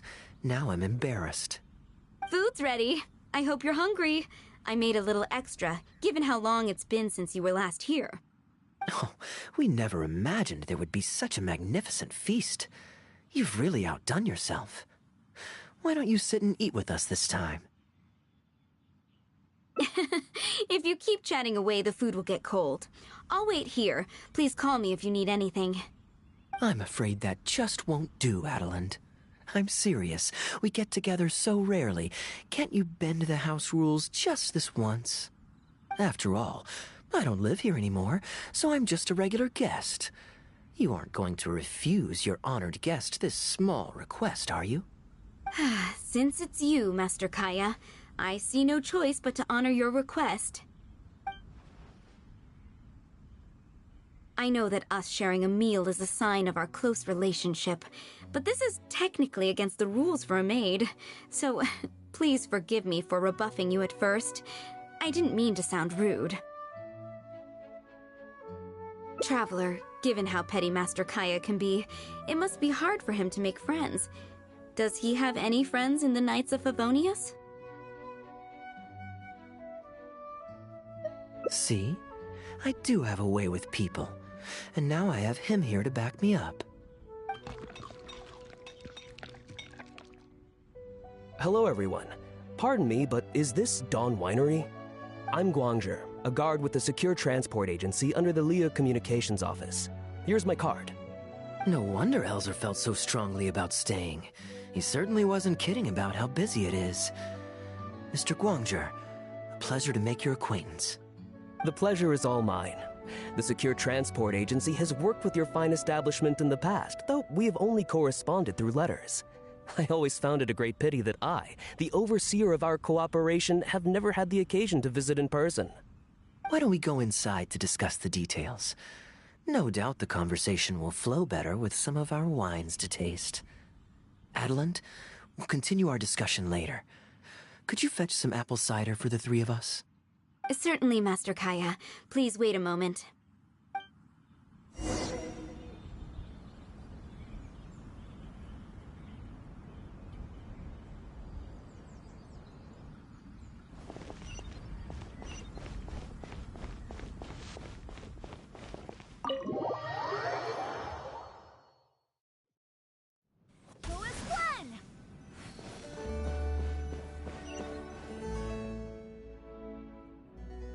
And how might I address you, sir, as well as your... Just Kaya is fine. I'm standing in today for Elzer, who usually manages the winery's business. And this is my good friend. A pleasure to meet you as well. I'm not just here today to pay a visit. I actually have an invitation for Master Diluc to cut the ribbon at a ceremony to celebrate our agency's business. Our collaboration with Dawn Winery last year was quite successful, and I was curious about your product shipment plans for the next quarter. If it's no trouble, please, also mention to Master Diluc that our agency has expanded this year, so if the winery has any additional needs, please consider us. Master Kaya, the apple cider you requested. Master? Wait. Pardon my foolishness, but might I inquire as to your relation to Dawn Winery? I'm Master Krepus's adopted son, and Master Diluc's brother. However, as a serving captain with the Knights of Favonius, I am rarely at the winery. My mistake. I apologize for not realizing earlier. I do hope I have not done you a discourtesy. You may have misunderstood, Mr. Guangzhi. Though I am Master Diluc's brother, I don't actually live at Dawn Winery. I'm also a guest here today. I'm merely here receiving guests due to Elzer being temporarily indisposed. But please, don't worry. I will be sure to extend your invitation to Master Diluc. Thank you for your graciousness. I knew the Dawn Winery's wines were delicious, but I am only now discovering how wonderful the apple cider is. It has a clear and inviting fragrance. In addition to the apple cider, the winery has an extensive collection of reserve wines and liquors. I see you are also a connoisseur of fine wines, so it would be a shame not to sample some. Adelant, please fetch a bottle from the reserve collection in the second floor wine locker. As you wish, Master. Thank you again for your most gracious hospitality. Today's trip was very fruitful. Now, allow your humble servant to take his leave. Please, it was a pleasure. Here's hoping we'll have a chance to share some more fine wines together in the future. The guest has left, Master Kaya.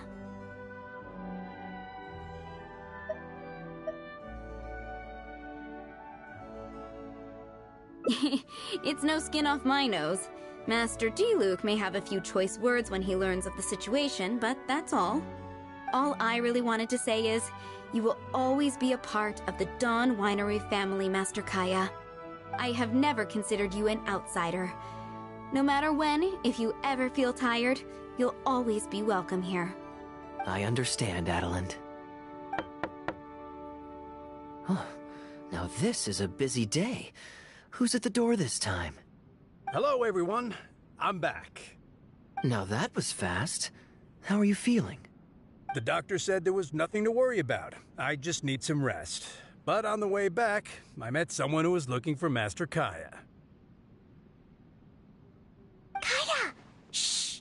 Klee's here to rescue you! Come on! Let's escape! Mr. Honorary Knight! Are you grounded with Kaya too? Grounded? Yes, Albedo was saying something about that.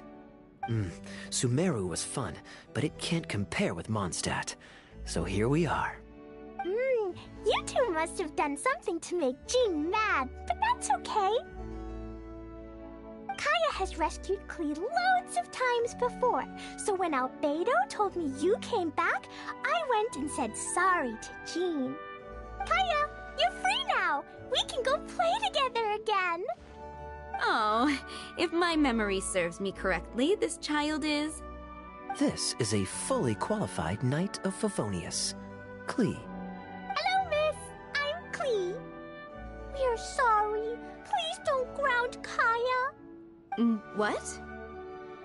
I really need to take Kaya and Mr. Honorary Knight away, so we can go find Albedo, Sucrose, Amber, and everyone else and play together. I see. Hello, Miss Klee. You needn't worry. Master Kaya's grounding is long over. See, Adeland, you don't need to worry about me. I have lots of people to care for me now.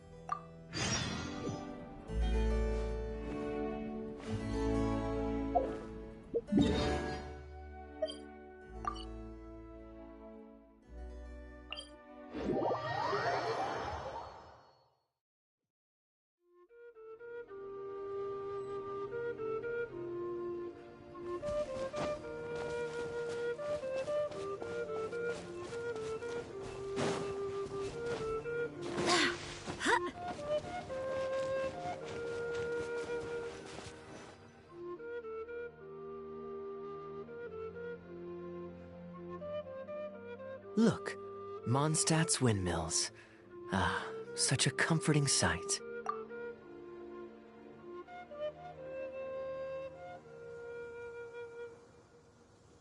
I'm honored to have such a caring friend. Let's go to the plaza in front of the cathedral. We can listen to the bards playing or feed the pigeons. After so long in Sumeru, I've begun to miss that slow-paced and relaxed atmosphere. There's no rush. We can take our time and stroll on over.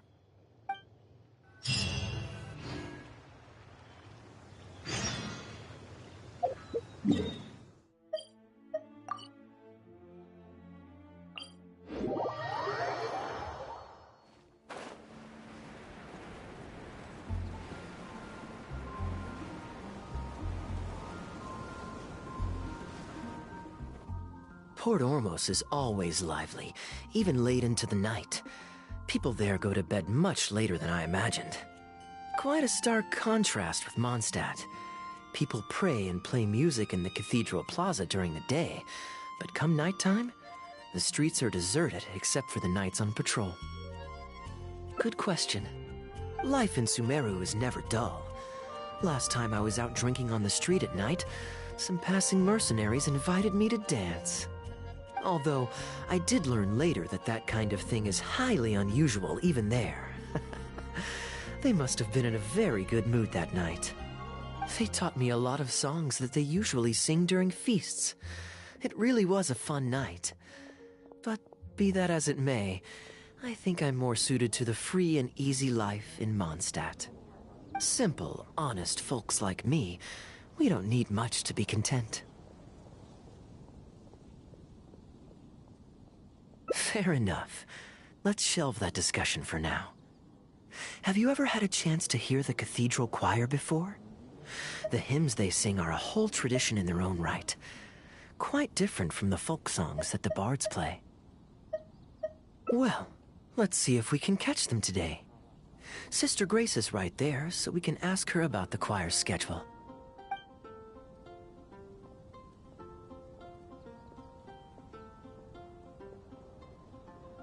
Excuse me, Sister Grace.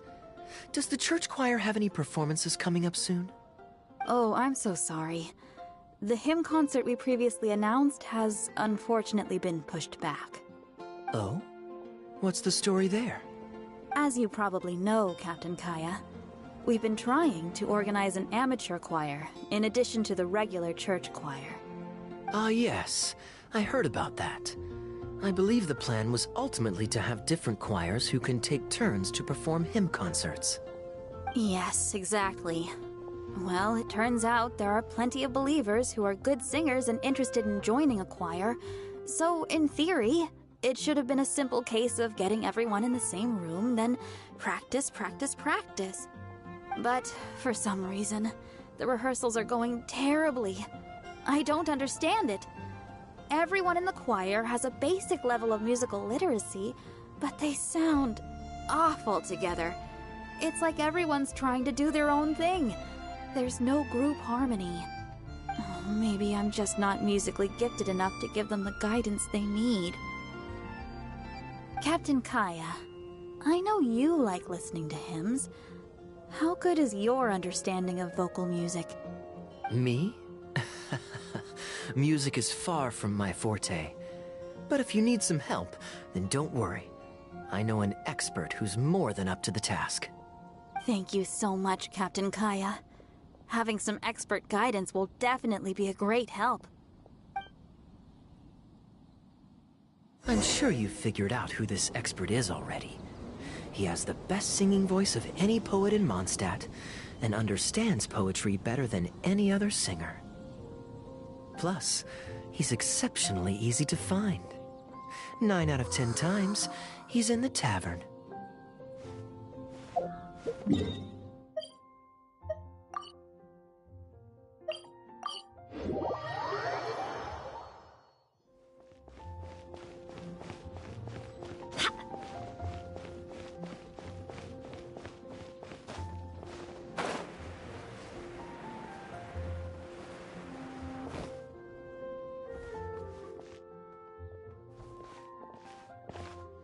Good day.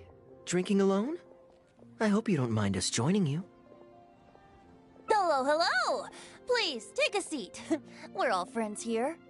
Patton, 1 moonlit alley and an apple cider.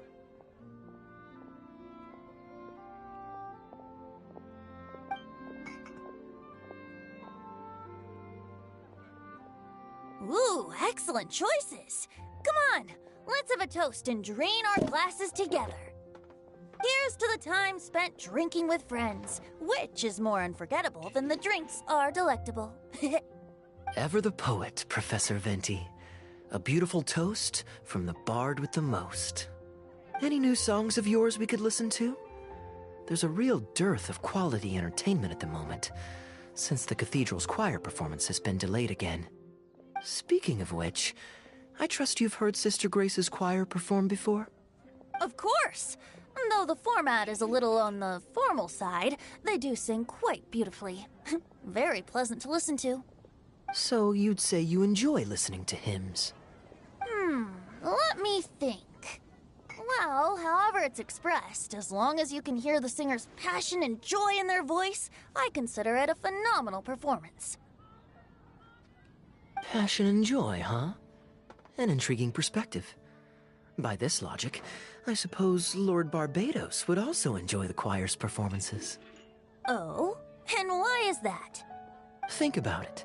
It's only because of his patient guidance and protection that the people of Mondstadt can now sing such beautiful hymns in the cathedral. It must be quite satisfying for him to hear a joyful people lift up their voices in song. Yes, well, that's a beautiful image filled with hope. But actually, maybe Barbados himself doesn't give it so much thought. In principle, the hymns of the cathedral are dedicated to a god, but in reality, the audience are all ordinary people with very worldly concerns. So what really matters is that the people enjoy what they're listening to. If Sister Grace was able to see things that way, perhaps she wouldn't feel so distressed. Huh? Distressed?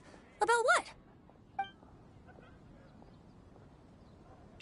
Ugh, she might be asking a bit too much. To be honest, if they have a natural talent for music, they should just be allowed to sing whatever they want. It'll all sound good.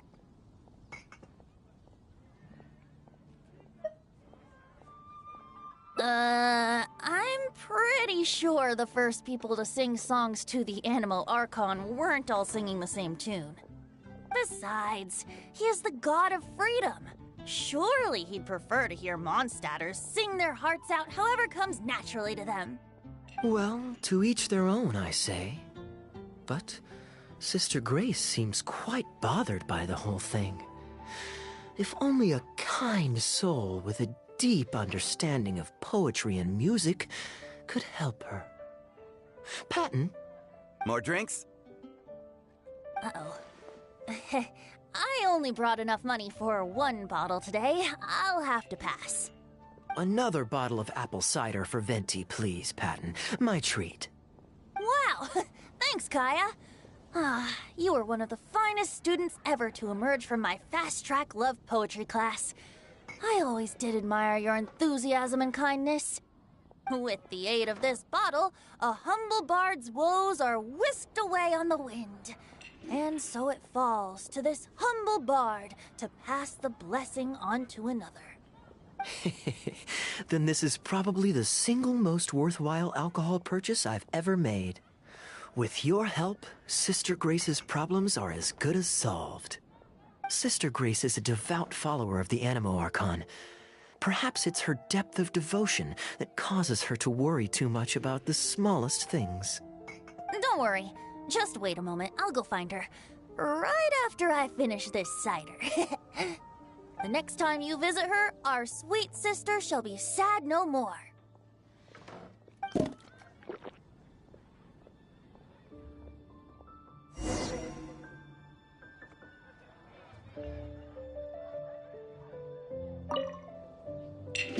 Kaya is a wily character, but free wine is always the most delicious. It's fine. I mean, the church's choral hymns aren't exactly my strong suit, what with all the finicky formalities and so on. But as long as there is love for music in the air, I'm sure I'll be able to help. Hey, if I'm happy and Sister Grace is happy and the audience is happy, that's a great thing, isn't it?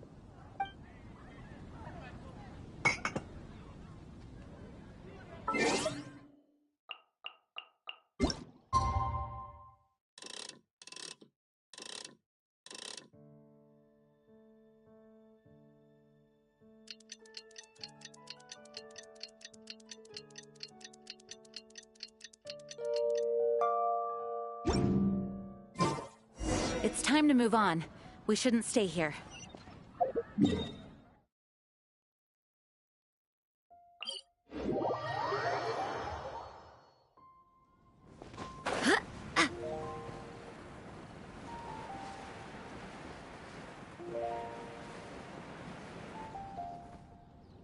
Hello, Sister Grace. How are the rehearsals going? Captain Kaya, your bard friend has a few suggestions that are somewhat fanciful in nature. Fanciful in the sense of not worth adopting? Is that what you mean? Everyone in the choir loves to sing, but they're used to singing their favorite songs. Suddenly asking them to sing in perfect harmony like a church choir with years of experience is just too difficult. So, why ask them to adjust to the demands of those staid old church hymns when you could just create a new song for them? One that they'll be able to grasp quickly? If you want, I could help. Church choirs typically stick to traditional hymns. This is certainly an innovative idea. What's stopping you from considering it, Sister Grace? While I don't expect a recently established amateur choir to perform on par with our own church choir, this would be a major departure from tradition. I'm just not convinced that it's appropriate. Is the Church of Favonius really such a stickler for tradition? Giving believers the chance to express themselves freely seems like it would be a very positive thing. So Venti, Do you think the Animo Archon would like to hear a new melody? Of course! This was the wish of the people when New Mondstadt was first founded. Okay, well, let's see what our other friend thinks. Traveler, what are your thoughts?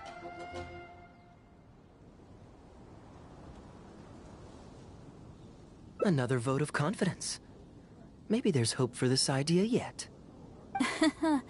Maybe it's just a generational thing, but... Oh, well, it's not a completely unreasonable idea. I suppose it can't hurt to try. Looks like we're all in favor then, so let's start preparing. Sister Grace, could we trouble you to inform the choir members? Of course. I'll tell them now, and then we'll give this a try. Should we find some people to help us compose the lyrics? If this is to be a new song of the people, then the more fresh ideas we have, the better. Good idea. Let's split up and find some contributors, Traveler.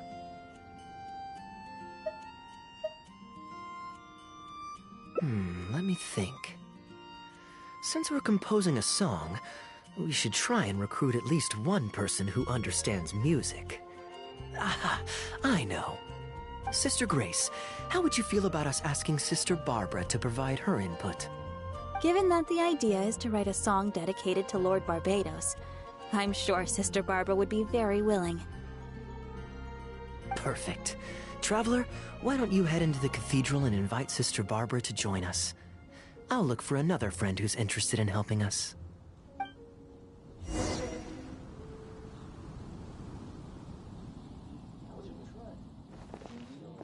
Got it!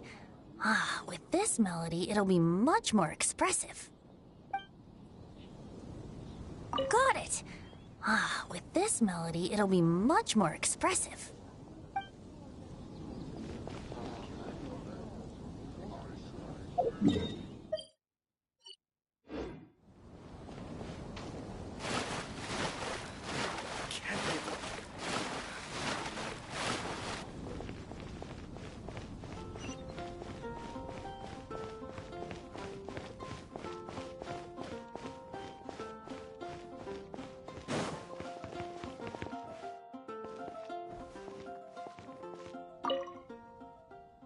Let the wind lead.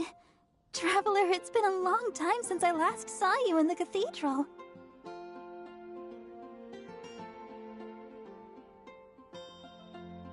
Fortunately, I have some time to spare at the moment. What is it? Oh, I see! What an interesting idea. The hymns we know today have been passed down to us through the ages. Very few people would ever think to create a new one. But as long as we put our hearts into it, and write with reverence and devotion, perhaps our new song can become part of the tradition that is passed on, and bring joy to future generations. I never imagined that the Bard would come up with such an amazing suggestion. I'd really love to be a part of this.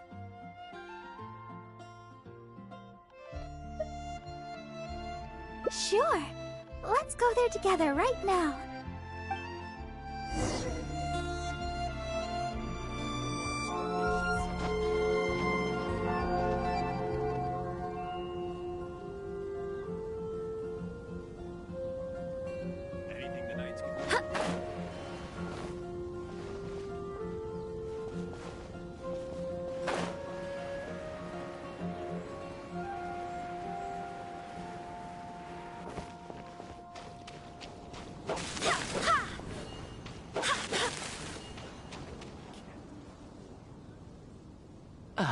You're here. You took your sweet time. Psh, I've seen Kaya play Genius Invocation TCG, making up a bunch of baloney to distract his opponents. He's a trickster, plain and simple. So now, I gotta check with you guys to see if what he's saying is true. Can we really write about anything we want in this song? Even the evils of Mondstadt's wine industry? And is the choir really gonna perform it publicly? So everyone on the streets will hear it?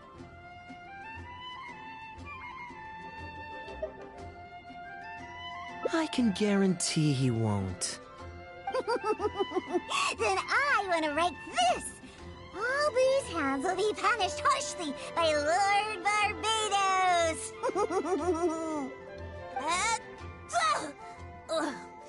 That's a very novel idea indeed. I'm used to just humming to myself while I work. So after Sister Grace criticized us for not singing in harmony, I was planning on quitting the choir. I never thought we'd be able to just sing what we wanted. What a relief. Plus, we get to write a song with Sister Barbara. I'm so honored! Thank you, everyone. Why don't we start by picking a theme for this song? I agree. Traditionally speaking, the theme should be Praise be to the gentle and loving Lord Barbados. I expect that Professor Venti might feel that topic is overdone and lacks originality, and that it may not be to Lord Barbados's liking. That's Kaya for you. Got it in one. I'd suggest that everyone start by thinking of the little things in life that bring you joy. Ooh, well then can I praise the perfect fish head soup my mom cooked last night? Of course you can. I think I'd like to rejoice in the precious days spent together with family. Let us praise Mondstadt, the city that allows us to sing freely. See? Already we have lots of wonderful ideas. Let's write them down. And then Kaya can... Kaya?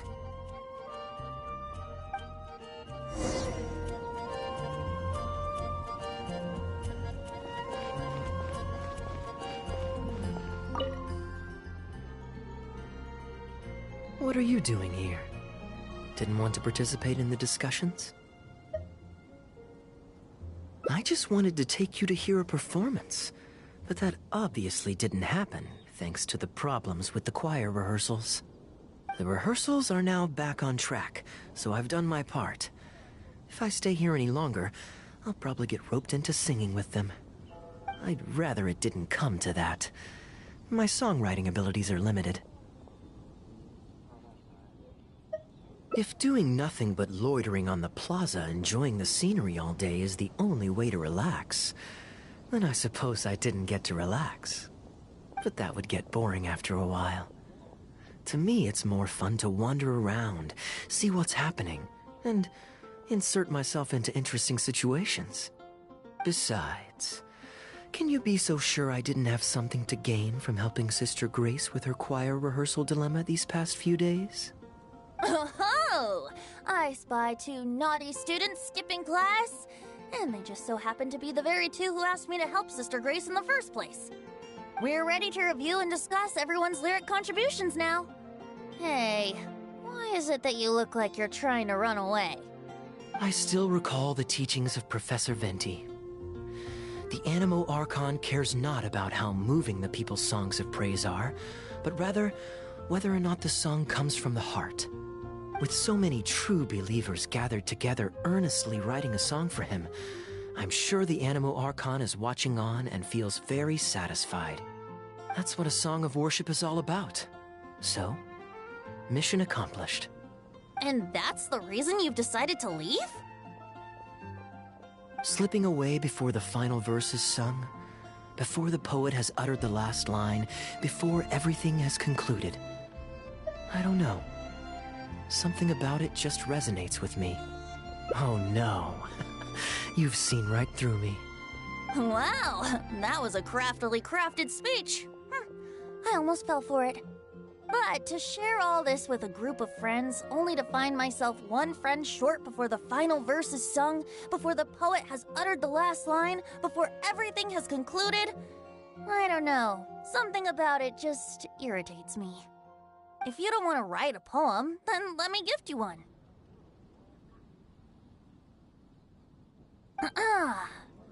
Abandoned to whatever fortune the cruel waters bring, bereft of control, directionless I swing. The swift currents surge, and onward I urge, through the snow and frost that fall and winter bring. Majestic waves cresting, surf roaring its tail, none but the ocean to hear as I sing. The stars in my eyes as I chart toward the horizon, that into one day from the endless dome of night I shall spring. If you are a chaser of freedom, the Animal Archon will bless you. So why not let those feelings out and sing with everyone? A boat that has come unmoored will not get lost in the night, but sail towards the dawn. A beautiful image. Of course, you don't have to believe in it, but the winds of Mondstadt will guide every lost ship back to safe harbor. Well, after a fine poem like that, it would be plain rude of me not to rejoin you. Let's head back together. You two, of all people, have to be there for the grand finale.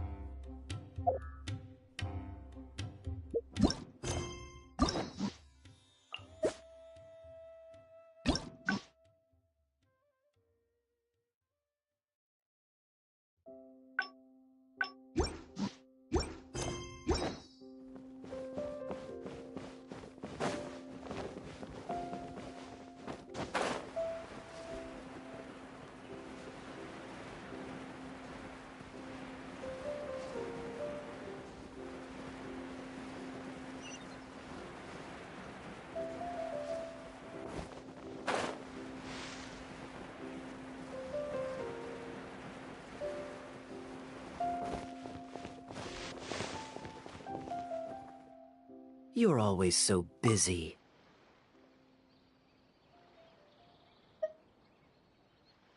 Great. Music to my ears. I'll cover the travel costs, of course. There's nothing more enjoyable than the company of a good friend. Let's call this a nice little excursion to round off my long business trip. Now, let me think where we should go. I've seen a lot of Sumeru already, so let's go for someplace new. How about Liyue? I'd be heading past there on my way back to Mondstadt anyway, so it's not out of the way. Well, lucky me. I'll hold you to that. Liyue's Ministry of Civil Affairs frequently corresponds with the Knights of Favonius, so the address on their letterhead is one of the few places I'm familiar with. I don't have much luggage, so it won't take me long to pack. Give me a moment, and then we'll head there together.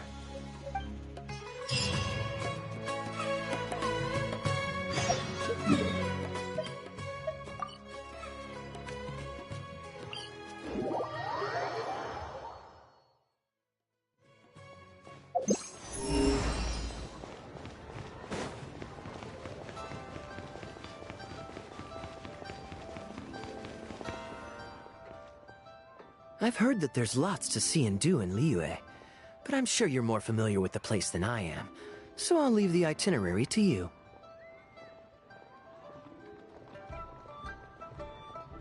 Excellent. Well, hopefully I'll get to know some of these friends for myself. It's such a satisfying feeling to just drop everything, go on a long trip, and see something new. Who knows who we might cross paths with? We might even end up going on an impromptu adventure. Just like how I met you in Port Omos, and now we're here. Come on, let's see what's up ahead.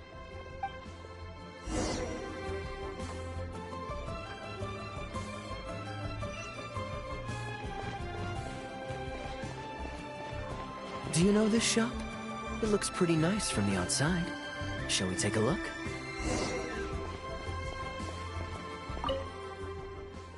Welcome to Mingxing Jewelry. We are a long-established trader of precious stones. Is there anything in particular you're looking for? Let me see. Ah, some nice jewelry you've got here.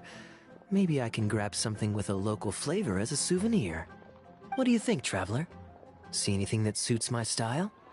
I trust your judgment.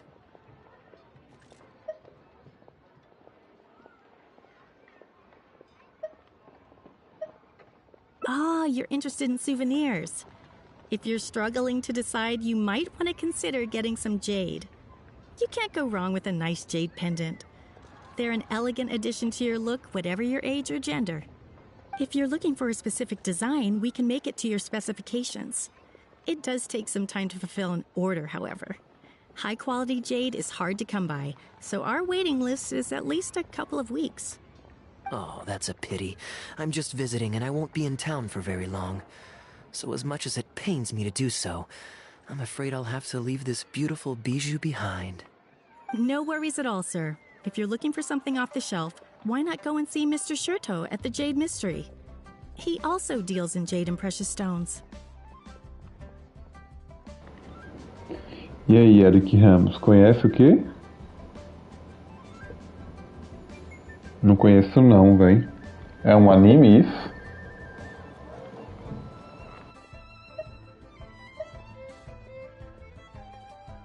Exactly.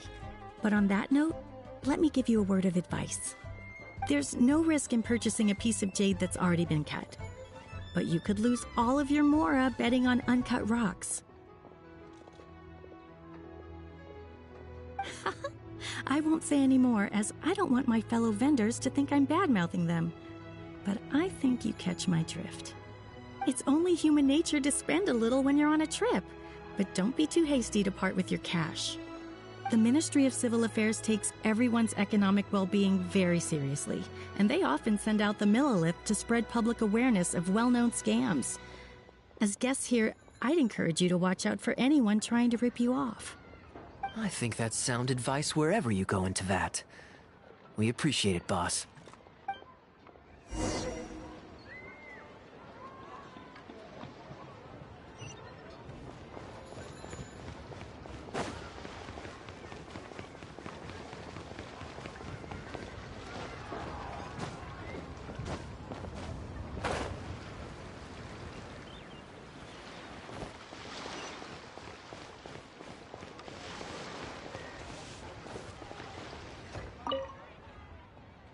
Welcome! Looking for uncut stones or pre-cut jade? We've got plenty of both for your viewing pleasure. Uncut stones. Ah yes, we were just briefed on that. Let's take a look at the pre-cut jade. I believe I detect a quiet but distinct tone of apprehension in your words. Please rest assured, there's nothing to be quite so wary about with my business. Feel free to peruse at your leisure. I think you'll find that everything I do here is entirely above board and legitimate, and I sell only pure and unadulterated goods. No scam guaranteed. Sure, you can bet on jade and lose if you're unlucky, but that doesn't make it a scam. My terms are clear and transparent, and I only do business with willing customers. What scammer can claim that? Sounds perfectly reasonable. At the end of the day, it doesn't matter how much the vendor is charging. If the customer decides to hand over their money, they're taking the bait of their own free will. Yes, exactly. I'm glad you understand. Although your peculiar phrasing at the end there, you almost make it sound as if I really am scamming people. Anyway, betting on jade is what it is. Feel free to try your luck, but if you can't afford to lose, then it's not for you. We don't need to cause each other any trouble. I'll leave you to browse at your own pace now while I deal with other potential customers. Amber-colored jade would probably make for a good souvenir. Why not? This is a quirky little place. Somehow, I'm inclined to entertain him for a bit.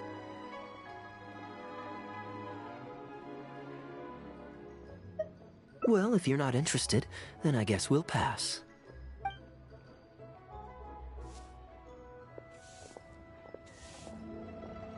Ahoy there, Captain!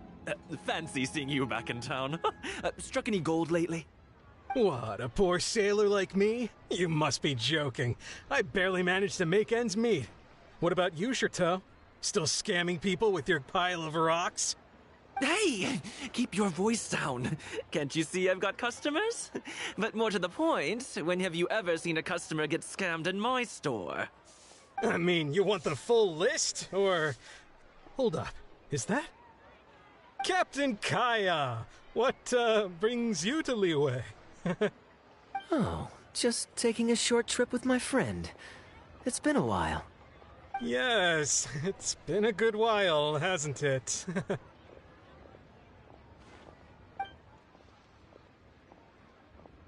Anywhere you'd recommend I visit while I'm here? Let me think. Wanmin Restaurant's always a pretty good bet. Chef Mao's daughter is a skilled chef, and their prices are very reasonable. My wife can't get enough of their boiled fish. You could give that a try. And, speaking of my wife, she won't let me forget what a great help you've been to us before. So thank you, on her behalf. Your wife? Ah, yes. How is she doing these days?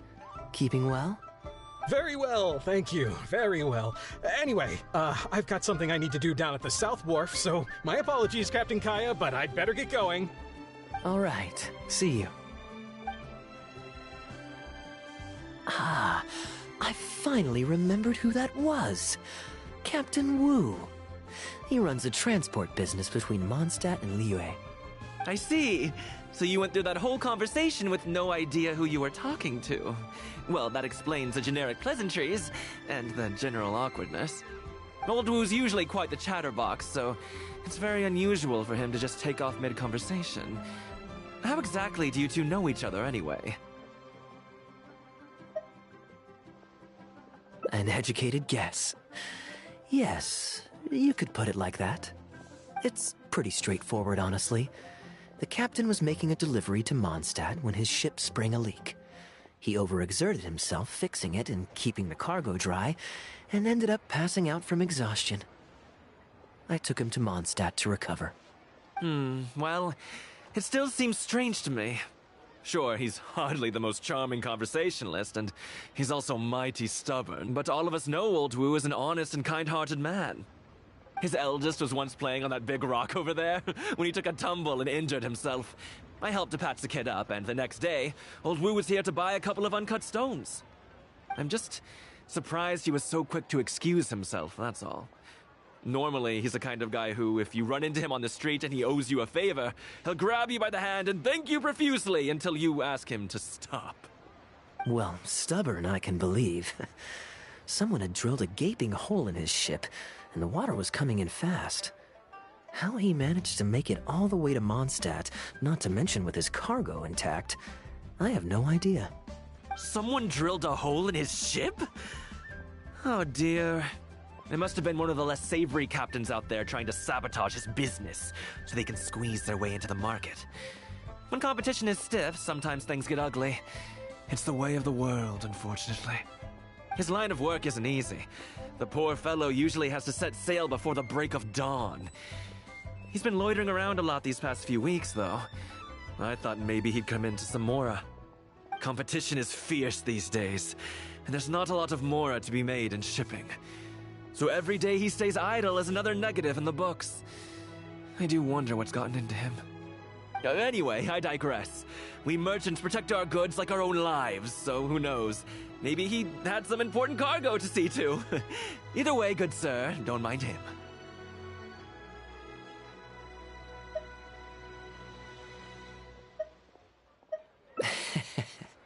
I am an upstanding member of the Knights of Favonius, after all.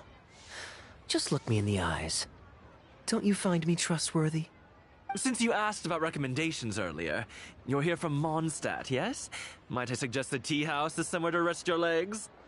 If memory serves, they're just about to retell the tale of Bravebeard the Valiant from the top. Why not pay them a visit? Huh. Sounds interesting enough. Let's check it out. What should I try this time?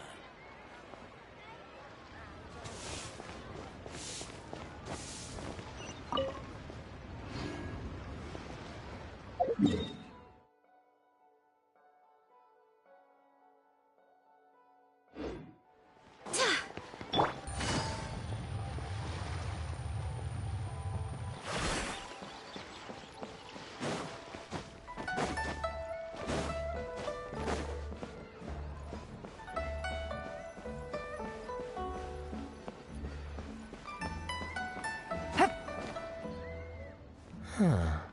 So this is the Hoyu tea house. We meet again, Captain Kaya. What a coincidence. Twice in one day. Oh, that didn't take me long, and I ran the whole way. Wu, weren't you just at Wanwen Bookhouse buying a book for your daughter? What's this talk about the wharf? Shh, just leave it be, Anjong. There's no need to embarrass him right in front of everyone else.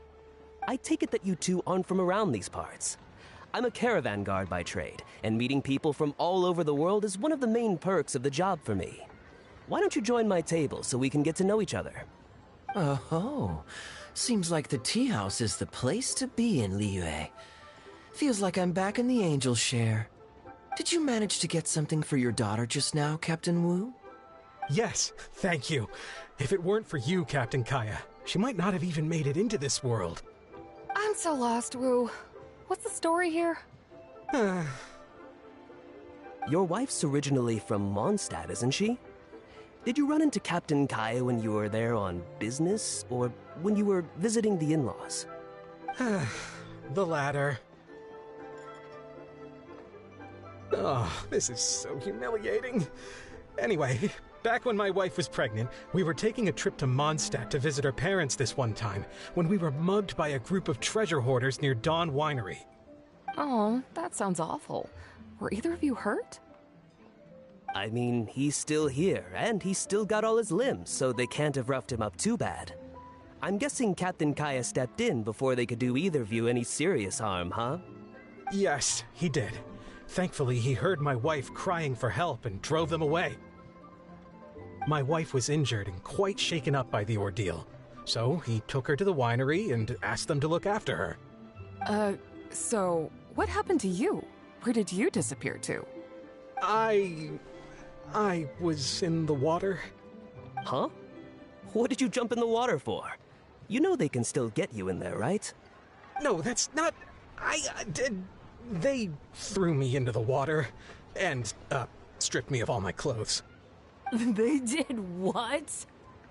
Did they have a weird fetish or something? Stripping a sailor naked and throwing him into the water. It's not like you were going to drown. So, then what? I take it you swam to shore? The treasure hoarders always move in groups, and fighting back when you're outnumbered isn't usually an option. It's no surprise that they quickly overpowered Captain Wu. I'm just glad that everyone made it out all right at the end. Captain Kaya, please, there's no need for you to try to save face for me like this. I already owe you so much. You don't have to do anything more. Yet, despite that, I somehow only ended up humiliating myself further. Oh, there's no point in me trying to save face now. They tossed me into the water to humiliate me, and to use it as leverage to get my wife to pay up. But they didn't know that I could swim. What I'd intended was to pretend to drown, then sneak back onto shore while they weren't looking, and find a way to rescue my wife. That was before Captain Kaya appeared out of nowhere and saved the day. So then I figured I'd get out of the water, get dressed, and catch up with you. But God knows what they did with my clothes. I couldn't find them anywhere. By the time I gave up looking for them, you were most of the way to the winery, so I had to run after you with nary a thing on myself. Outrageous! So, what happened next? I made it to the winery, but the maids noticed me first, and they called the Lord of the Manor out to give me the beating the treasure hoarders never got around to. After my wife recovered consciousness, she had to have a long talk with the young lord to explain everything. He then escorted us both safely to Stonegate. Oh, Wu, I'm sorry, but...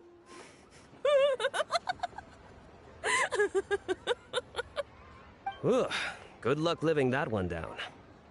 Trust me, I know. My wife never lets me forget. I'm sorry, Captain. I wasn't intending to share that story. It's fine. It's my own fault for thinking I could sweep it under the carpet and forget about it. I don't know if I can ever repay you for all you've done. That's why I get so embarrassed every time I run into you. Still, it won't stop me from trying. You and your friend are here to catch the storyteller, right? The tea's on me.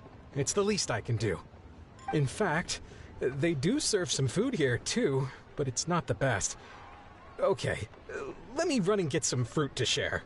I'll be right back.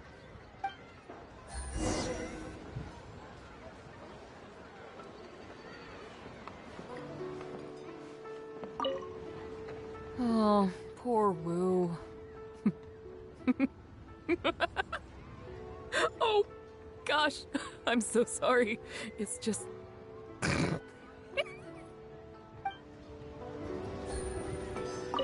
I wonder how much Fanaria caught of that.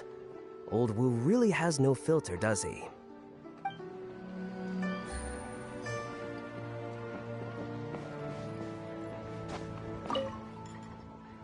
He really didn't have to share all the details of that story. But since he didn't seem to mind, I wasn't about to stop him. I did actually forget at first, but once he brought up his daughter, the memory of his naked escapades came flooding back. Diluc thought some pervert was harassing the maids. He charged straight out the door, great sword in hand and raring to go. I haven't seen him so angry in a long time.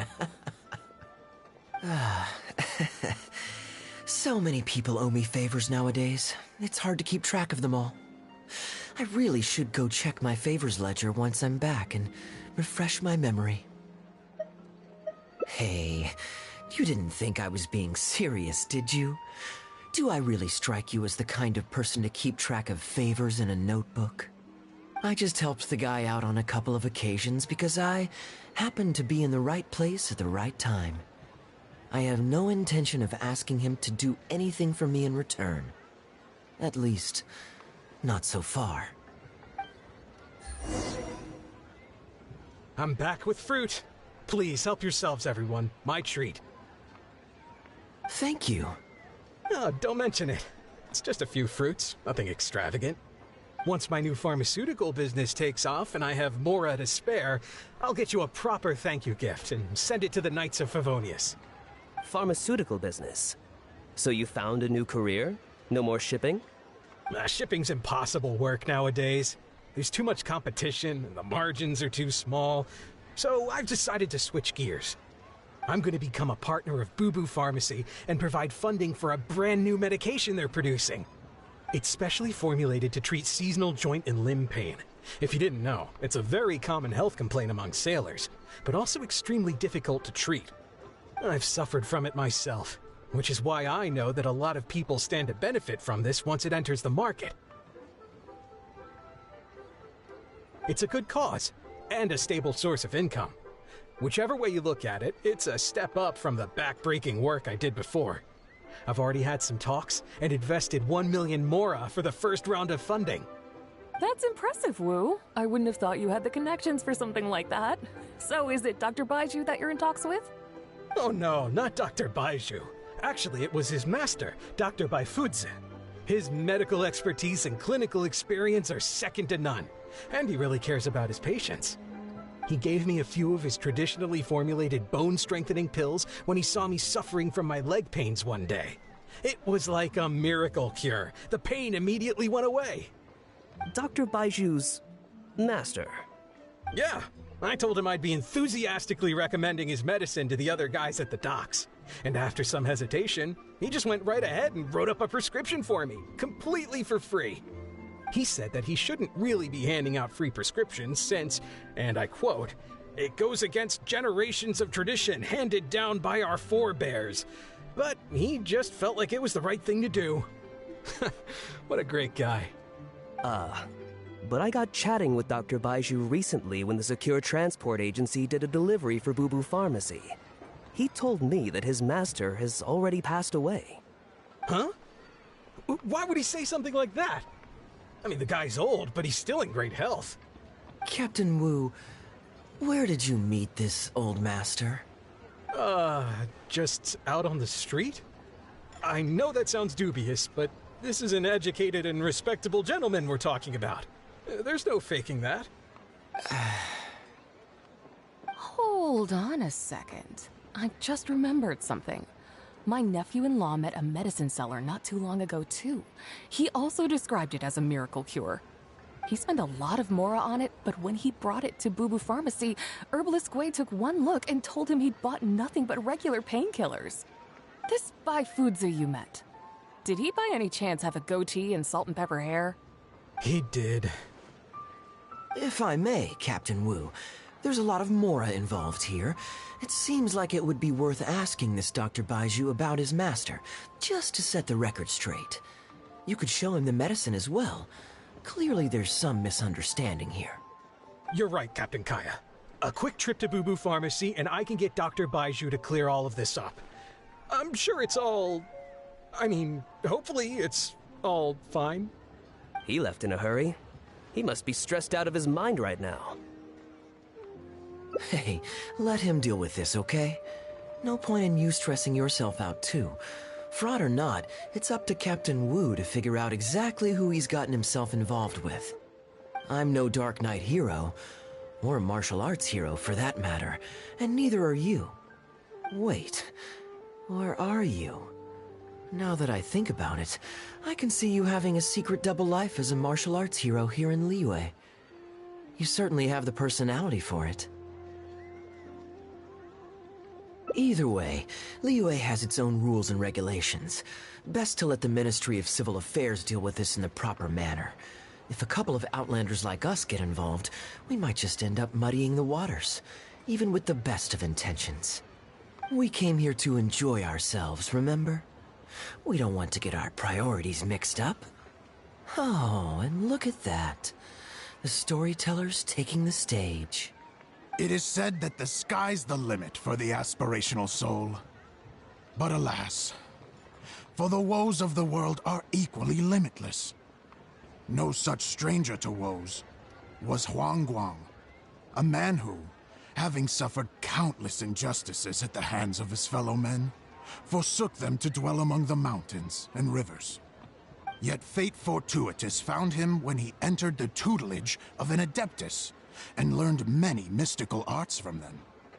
Per his master's wishes, he then returned once more to the human world, only this time with a sworn duty to cleanse the land of demons and to see justice done wherever he might tread. Is that all? Ah, I was hoping to hear the rest of the story. It was all right. I suppose the hero always has to sacrifice himself to save others, and it does make for some good storytelling. But it leaves you wondering how he really feels about the whole thing. Did he ever have second thoughts? Only he can know, I suppose. Oh, I see the show is over. Yeah, I saw Dr. Baiju. Looks like it was a scam after all. Then what are you waiting for? Don't just stand there. You need to report this to the Ministry of Civil Affairs right away. Hold on. Let's not lose our cool. Get your story straight first, so you can give them a clear and detailed account of events in the order that they occurred. And one more thing. Do you still have a way to contact this guy? Well, I'd arranged to meet him at the Yunsheng Tea House once I've withdrawn the next sum of Mora, so I suppose he'll still be waiting on that. Okay, so you've got another meeting lined up. I've got no one to blame but myself for this. I can't believe I was so gullible. I guess the world isn't made for naive simpletons like me. Young man, you're a good person, and I'm touched by your words of comfort. Still, it's up to me to find a way to get my Mora back. The consequences are mine alone to bear. At my age, I'm sure I should be comforting the young with words of wisdom rather than the other way around. What does that say about how I've spent my life? It's obvious, isn't it? He needs to report the case to the Ministry of Civil Affairs. Come with me.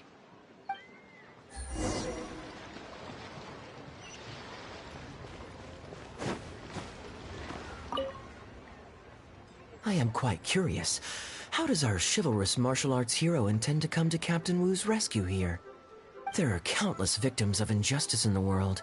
We can't try to help each and every one of them, can we? Oh, I'm surprised. I didn't know you thought of me as someone who helps other people unconditionally. I'm genuinely flattered. But we both know that I'm not that kind of person, really.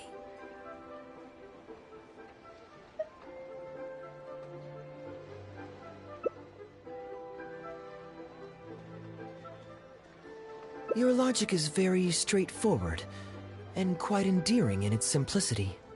But I like how you think. So I'll indulge your martial arts hero aspirations for now.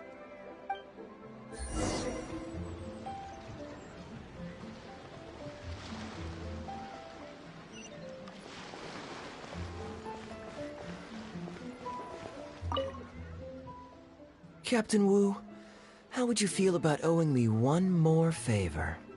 I'm sorry, Captain Kaya? Let's say, hypothetically speaking, I found a way to recover your Mora that would leave the man who defrauded you feeling angry and frustrated, but give him no way to get back at you. If it could be done, and the only cost was owing me yet another favor, what would you say? What exactly are you getting at? The Traveler here is adamant that you should ask me for another favor. Personally, I blame the storyteller. After hearing the inspiring tale of Bravebeard, he's all gung-ho about playing hero and righting this injustice once and for all. Captain Kaya, young man, I thank you. I will humbly accept your kindness. All right. Now here's what I'm thinking. All right, then it's settled. Per our brave hero's plan, let's rendezvous at Yanshang Tea House tomorrow.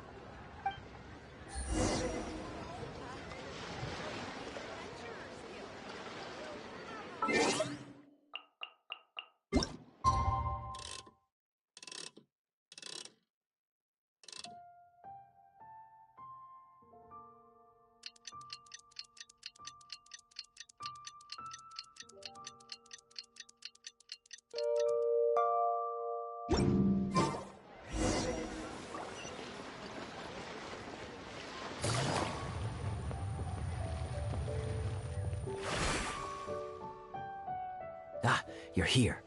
Good. I'll head upstairs first, and you join me in a bit. You've got nothing to worry about. As long as this lucky coin's in my hands, it'll do as it's told. Before I toss the coin, I'll get our guy to bet heads or tails. Then it's your turn to bet. Now remember, if I touch my chin, you bet heads. If I touch my forehead, you go for tails.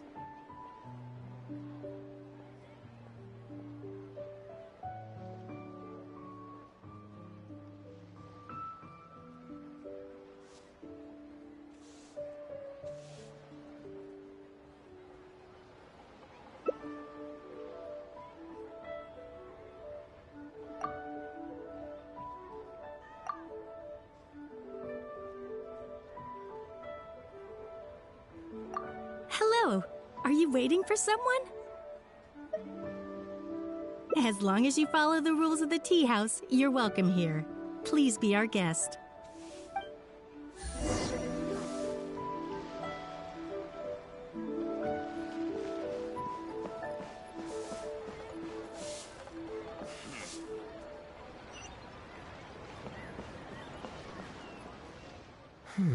From the way you describe it, Liyue does sound like an attractive place to settle. Perhaps I might have to make the move here after all. All that awaits me back in Mondstadt is a horde of insufferable sycophants. Truly tedious. The reason I left home in the first place was because I was reluctant to simply live off of my inheritance. I understand. For one as ambitious as yourself, Mr. Rich, living off of the family fortune must feel like the dullest existence in the world.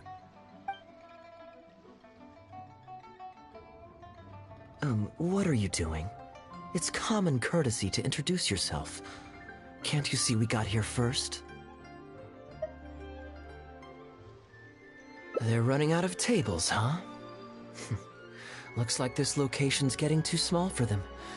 Very well, I'll make an exception for you this one time. Let's hope the tea, at least, won't disappoint me. So, my friend, what's your name?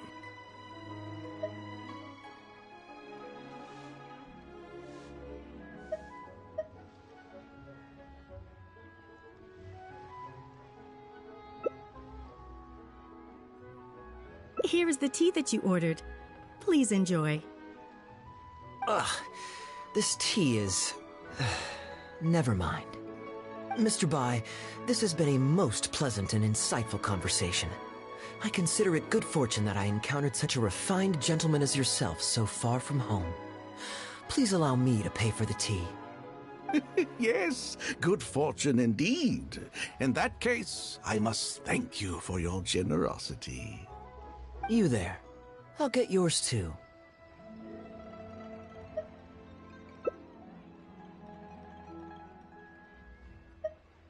Oh, you can't tell? My family's lived in Mondstadt for generations. I got bored sitting around at home and decided to set off on a journey to expand my horizons. The sights of Liyue Harbor are rather spectacular. I've half a mind to buy a waterfront property here so I can come vacationing every year. That would be quite nice. If the family would spare me a little loose change, I could even invest in an antique shop or two so I have something to do during the day.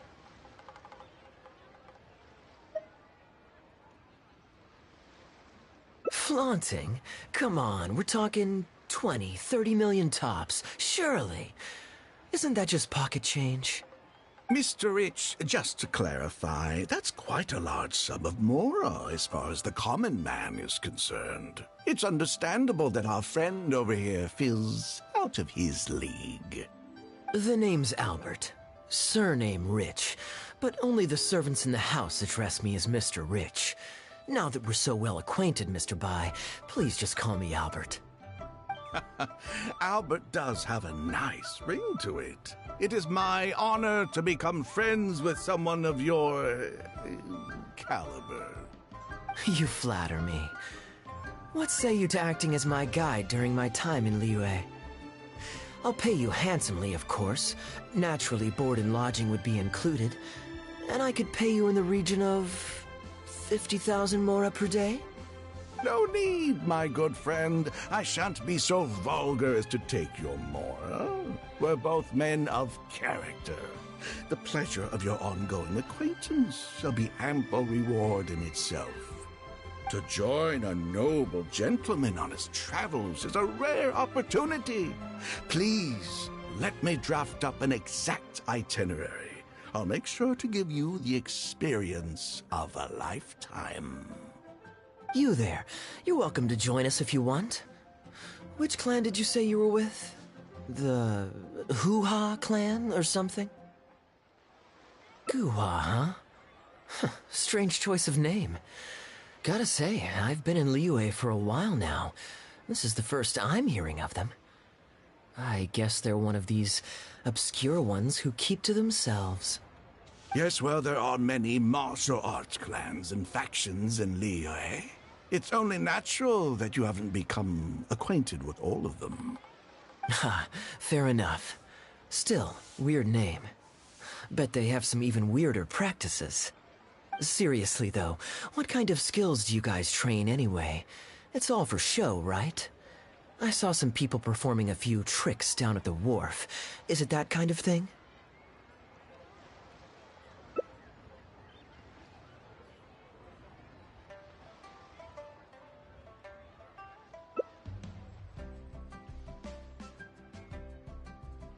I already told the server to put it on my tab. Don't bother getting her to split the bill. It'll only complicate things.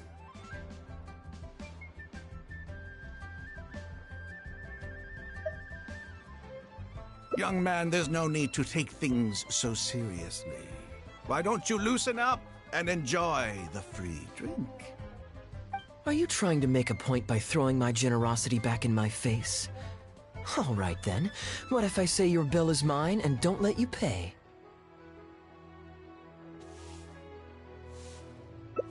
Please, my friends, let's not get so worked up. Yinchang Tea House is no venue for a duel. We'll all get escorted right out the door. You young people have hot tempers, I understand that. But there's no need to come to blows over a few words taken to heart when there are far more diplomatic ways to resolve the dispute.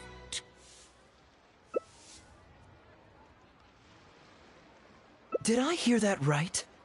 So you'll only pay for yourself if you win, but I'll get the check for the three of us if you lose. It's not that I care about the Mora. After all, I offered to pay for everyone's drinks in the first place. No, what I find truly absurd is your refusal to play fair. I demand that you also pay for three if you win.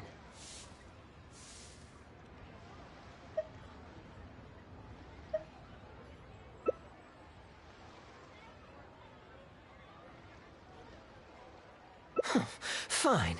You can have your apology if you win, but on one condition. We'll do the best of three, and the winner pays for the table. Well, as long as you're no longer raring to fight, peace begets wealth, as the elders used to say.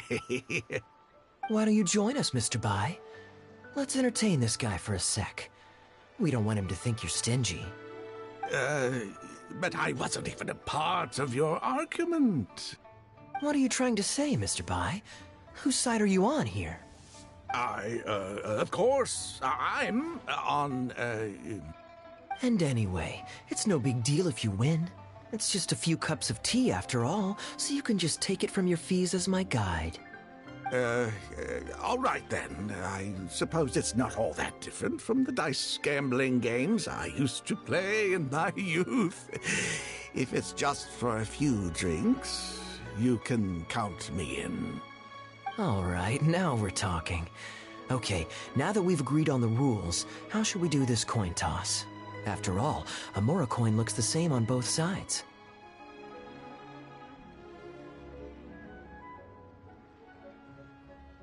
Well, that should be simple enough. Here, I'll take this coin and ask the counter to draw a line on one side. You two can wait for me.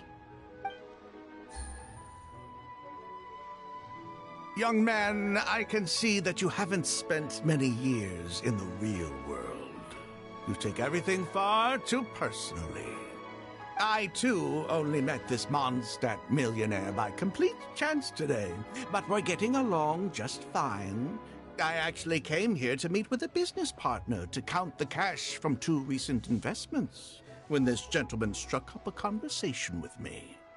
In the real world, you've got to keep up appearances. There's no need to offend the rich. After all, if you keep them happy, you can probably make some more off of them, too. You young people are much too impulsive. It pays to keep a level head. Just so we're clear, let's say the marked side is heads, and the unmarked side is tails. Everyone has to pick a side before the coin toss. Oh, and no takebacks. We should also take turns tossing the coin. Sounds fair to me. Why don't you do the first toss, Albert? All right, then, I'll start us off. Here we... Oh, wait, I nearly forgot to collect everyone's bets. Mr. Bai, heads or tails? I suppose the choice is arbitrary since it's a 50-50 chance. I'll go with tails. Let me think. I'll also go with tails. What about you, heads or tails?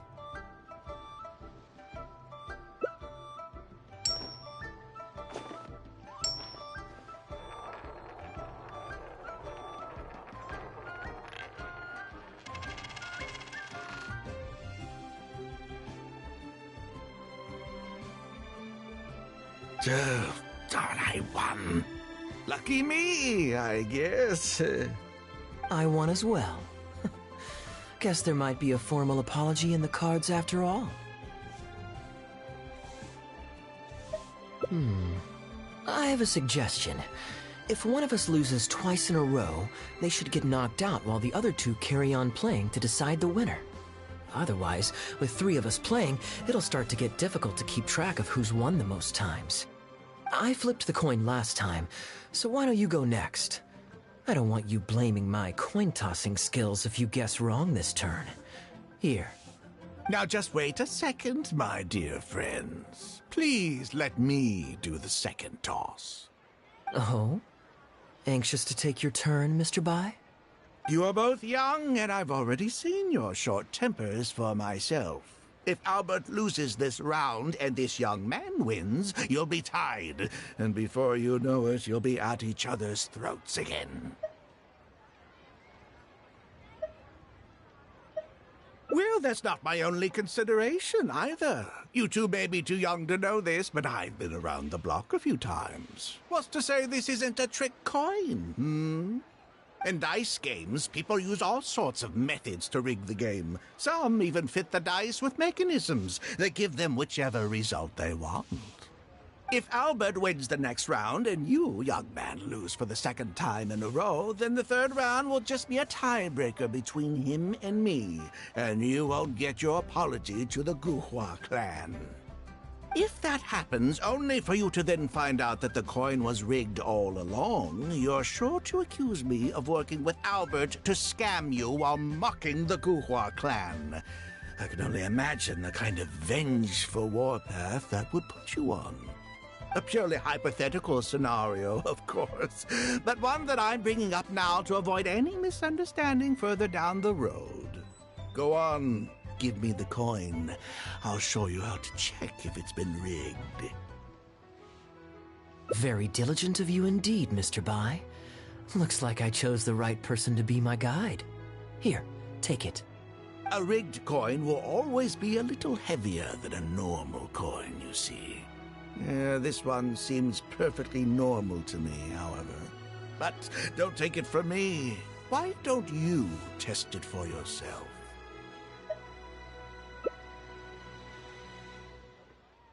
What's your bet this time, Mr. Bai? I'll stick with tails. Tails, huh? Well, you seem to have a feel for this, so I guess I'll match your bet again this round. Tails it is. And you?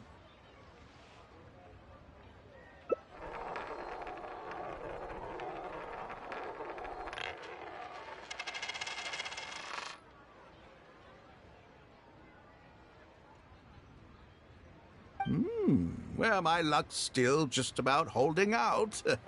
The 3 of us are now tied, so no one drops out. Certainly better than Albert and I going head-to-head in the final round. Well, here you go. What'll it be, Mr. Bai? It's a tough decision this time. That's what makes it fun, isn't it? Anyway, there's no need to stress. What's the cost of a few cups of tea compared to 50,000 I'll be paying you every day? You make a good point.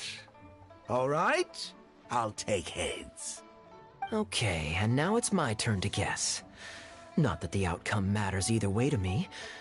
I won't even notice the more is gone. Whatever, I'll take tails.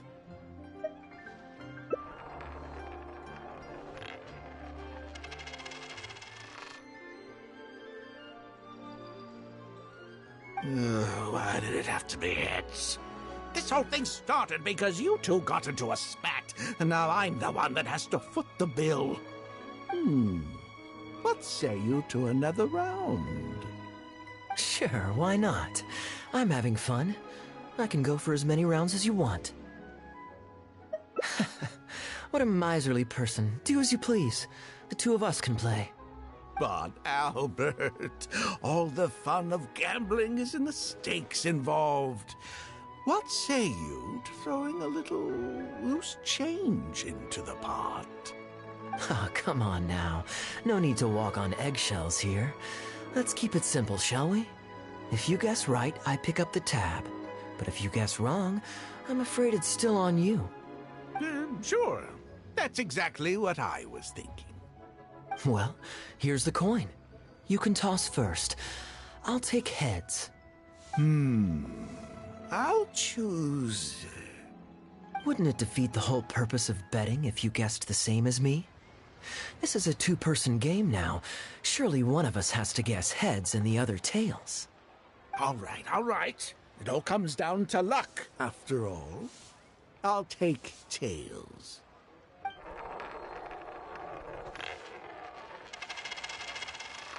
Ooh, looks like Rex Lapis has smiled upon me today after all.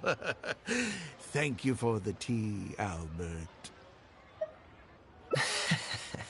Look at you getting so giddy over some chump change. It's like you've never gambled with real money before, my old man. That's a real rush, I'm telling you. This is nothing by comparison.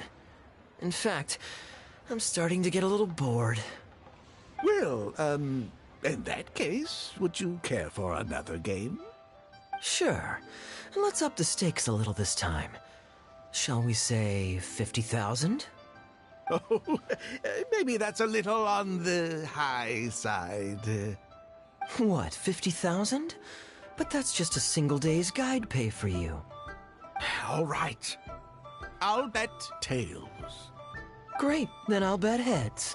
No takebacks. Heads. Tails.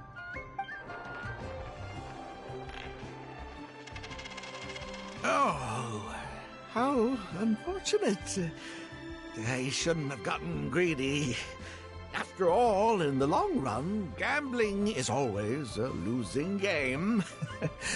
50,000 more. My goodness. Albert, I'm terribly sorry, but as it happens, I forgot to bring my coin purse with me today. Could you perhaps take this 50,000 out of my guide fees? Call it an advance payment. That would make us even. Advance payment? Sorry, I'm afraid that's not my style. It'll have to be cash. This day, just getting better and better. Well, so be it. 50,000. Let me see what cash I have on me. Just 50,000? That's not what we agreed on. Huh? What are you talking about? I think you'll find that our bet was for 50,000. No, it wasn't. The amount was 1 million. 1 million? Are you insane? Come on now, Albert. Be serious. 1 million here and 1 million there might be all fun and games to you rich types, but to ordinary folk like myself, this is no laughing matter. I'm being perfectly serious. I know what I said, and what I said was 1 million mora. You're lying through your teeth. Hey, young man, you tell him. Did you hear him say 1 million at any point during our bet? Huh? What the? I'm not deaf, you know. I swear I heard 50,000. Wait. Oh, I see. You two are in this together. I never met either of you before today, and out of nowhere you suddenly roped me into betting over a coin toss, and now you're accusing me of owing you 1 million mora. Huh? Do you have any idea who you're trying to cheat? I know all the tricks in the book. I can't believe a couple of beginners like you managed to get this far. Well, don't you try to celebrate just yet. You amateurs have a lot to learn about the art of the con. Do you really think that nobody else will have heard all the commotion we just made? All I need is one witness, and this little scheme of yours falls apart. Frauds! Frauds, I say! These two kids are trying to scam me out of my hard-earned mora! Hostess! Oh, hostess, come quickly! How pathetic. What is going on here? If you can't abide by our rules, you're not welcome at Yenshang Tea House. I don't care what the issue is. You don't get to make a racket like that in here. Halberd! Fang! Wait, don't throw me out! These two con artists are trying to steal my mora. You can't let them get away with it. Well, let's take this somewhere else. I don't want any of you disturbing the other guests.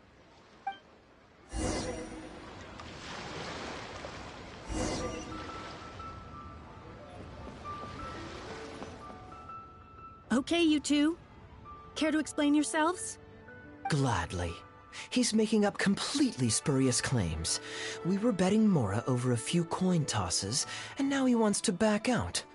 In the land of contracts, of all places. He won 250,000 from me, then another 800,000 from the both of us. Now he's refusing to pay up the measly 50,000 that he lost in the final round. Okay, so after settling up, a total of 1 million Mora should have changed hands. Sounds plausible enough. It's a complete pack of lies. Hostess, if you don't believe me, ask anyone else in the tea house. These kids were so loud. I guarantee you everybody in that room knows the true story. Sorry to interrupt you all, but you're witnesses to the situation here. Is what Mr. Bai says true? Oh, thank goodness you're finally here. What took you so long? That old guy's been bragging about the Mora he's won so loudly, I'm surprised the whole street didn't hear him. I was about to report him to the Ministry of Civil Affairs. Leave me out of this. I want nothing to do with gamblers and scammers. Please, just bring me my check. Our new owner laid down the law not too long ago. We turn a blind eye towards casual games of dice, but there is zero tolerance for any explicit gambling with real Mora. Return any winnings to the party you took them from, and we'll say that none of this ever happened.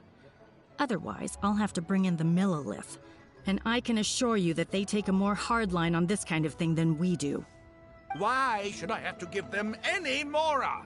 I don't have any Mora on me. Oh, but I think you do. 2 investments, was it? One of them to the tune of exactly 1 million, as it happens. Oh, and don't forget you still need to pay the tab. You... Wait. How did you... Halberd! Fang! There's a gentleman here that I'd really like you to meet. Please, please don't. I'll pay, all right? This was never your Mora to begin with. We'll be returning it to its rightful owner now.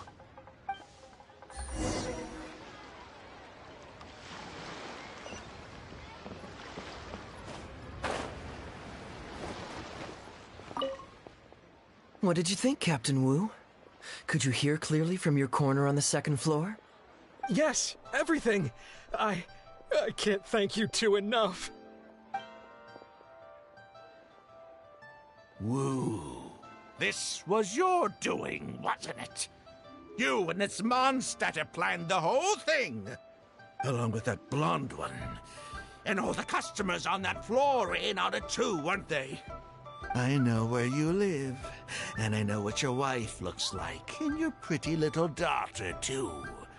You crossed the wrong man today. Who'd be scared of a crook like you? I'll take you on any day of the week. Well, let's see how long that false bravado of yours will last. Oh, look at that. He figured it out. Guess he's not as dumb as we thought. Don't you two get cocky either. Just you wait. I will hunt you down. My apologies for having to leave this question until you'd vacated the premises, but I couldn't have things escalate inside the tea house. I hope you can understand our position. I noticed that all the guests on the 2nd floor were present before you took your seats, then left almost immediately after you did. Would I be correct in saying you were looking to set this man up? Wait, so you saw through it right away? Under normal circumstances, we would never tolerate a scheme like this taking place on our grounds, as it risks damaging our owner's reputation. However, I understand that our owner holds the Traveler in high regard, and must have good reasons for their actions. Still, I would appreciate an explanation, if only so that I can answer to the owner. Ah, as I thought. When you're operating on someone else's turf, you run the risk of clashing with the master of the house. Thankfully, we considered that possibility before going ahead with our plan.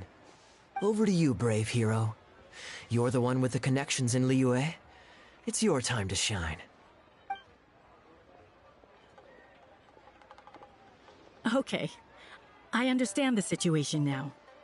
It goes without saying that I have no wish to stand in the way of your chivalrous deeds. I'll report everything you told me to our owner. Well, Captain Wu, remember what I promised you? What do you think? Angry and frustrated enough for you? Excuse me, coming through. Is this the Mr. Bai you reported to us? Yes, that's him all right. The one who scammed Captain Wu. Wait! Where's your evidence? And Wu, you've already recovered your Mora.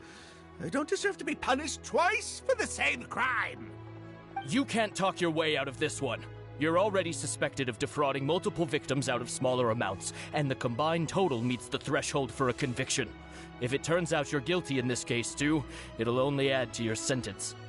Does the plaintiff have any witnesses? If so, we'd really appreciate if they could come with us and provide a testimony. You got tangled up in this too, huh? In that case, please come with me. Your witness statements will play a crucial role in helping to move this case forward. Don't worry, we won't take up too much of your time. And you, sir, can stop twiddling your thumbs. You're coming with us too. Hey, keep your hands off me. I'll cooperate. Stop manhandling me.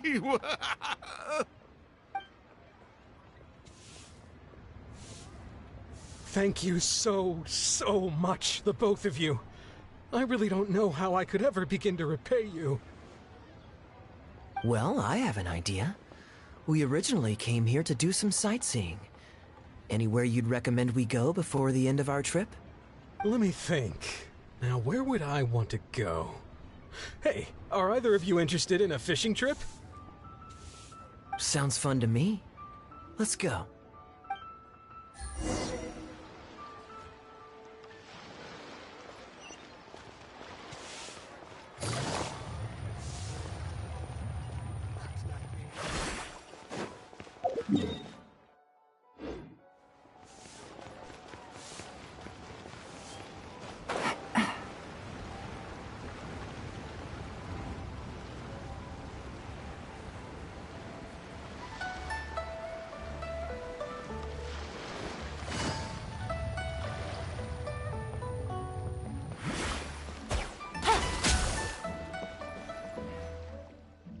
Well, this was certainly an eventful end to my trip.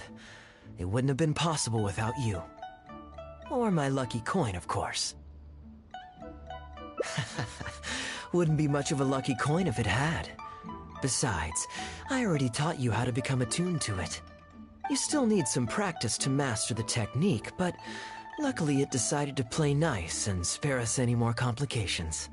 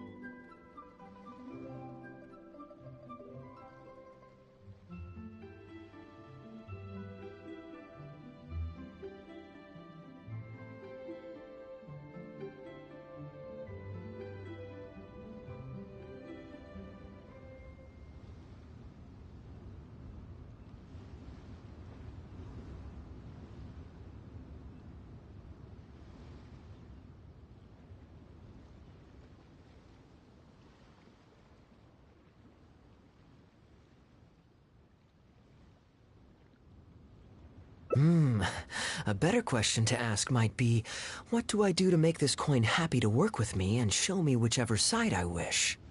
My answer would be that I tell the coin a joke every time I toss it into the air. If it finds my joke funny, then it cooperates with me. Of course, this whole arrangement hinges on a pre-existing amount of trust between the two of us. I can't just get any strange coins to listen to me. Yeah, I was a little surprised when he unwittingly called out our trick coin, but it didn't matter. A good gambler always keeps their options open. You have to have a contingency plan for when the odds are against you. So when I went to the counter, I marked a regular coin as well as my trick one. That safely avoided any risk of him finding out about the trick coin. But it also meant that we wouldn't be able to control the result of that round. But hey, what does it matter? The fact that he made things a little more challenging only made it all the more exciting to watch him slowly but surely fall into our trap. Especially listening to him warn us about the possibility of a rigged coin right as we were scamming him. That was my favorite part. As long as I chose the same bet as him, and you bet the opposite to me, it was always going to end up with him paying. Unless, of course, he'd had some other tricks up his sleeve that we hadn't thought of. Then things would have gotten really interesting. You two are genuinely the smartest people I've ever met. I'm no intellectual, so I would never have been able to come up with a plan like this. Even when you described it to me, I only understood parts of it. Well, I may not be the smartest guy around, but one thing I do know is this. One should always return tenfold the help that they've received from others. We were just ordinary acquaintances. You had no reason to help me as much as you did. If there's anything I can ever do for you in the future, anything at all, please let me know. You can always count on me. I guarantee it. Oh? You seem agitated. Are you worried about owing me yet another favor? There are two kinds of people who owe me favors. One is my friends, and the other my informants. My informants have to fulfill whatever requests I make of them, no questions asked. The question is, which kind of person do you want to be? And you're torn again. Too afraid to ask to be my friend, but also daunted by the dangers inherent in becoming my informant. Well, it's okay, because I just thought of a fun and easy way to get us out of this impasse. Let's do a coin toss. This is the regular coin I prepared for the contingency plan when I was borrowing a pen from the bar. Not the lucky one that does what I tell it to. If it's heads, we're friends. But if it's tails, you're at my beck and call. May the Lord of Geo decide. So, was it heads or tails? What do you think? What does your heart tell you? I understand now. You have my most sincere gratitude. No, that's a little too formal. What I'm trying to say is, here, your fishing rods, my friends.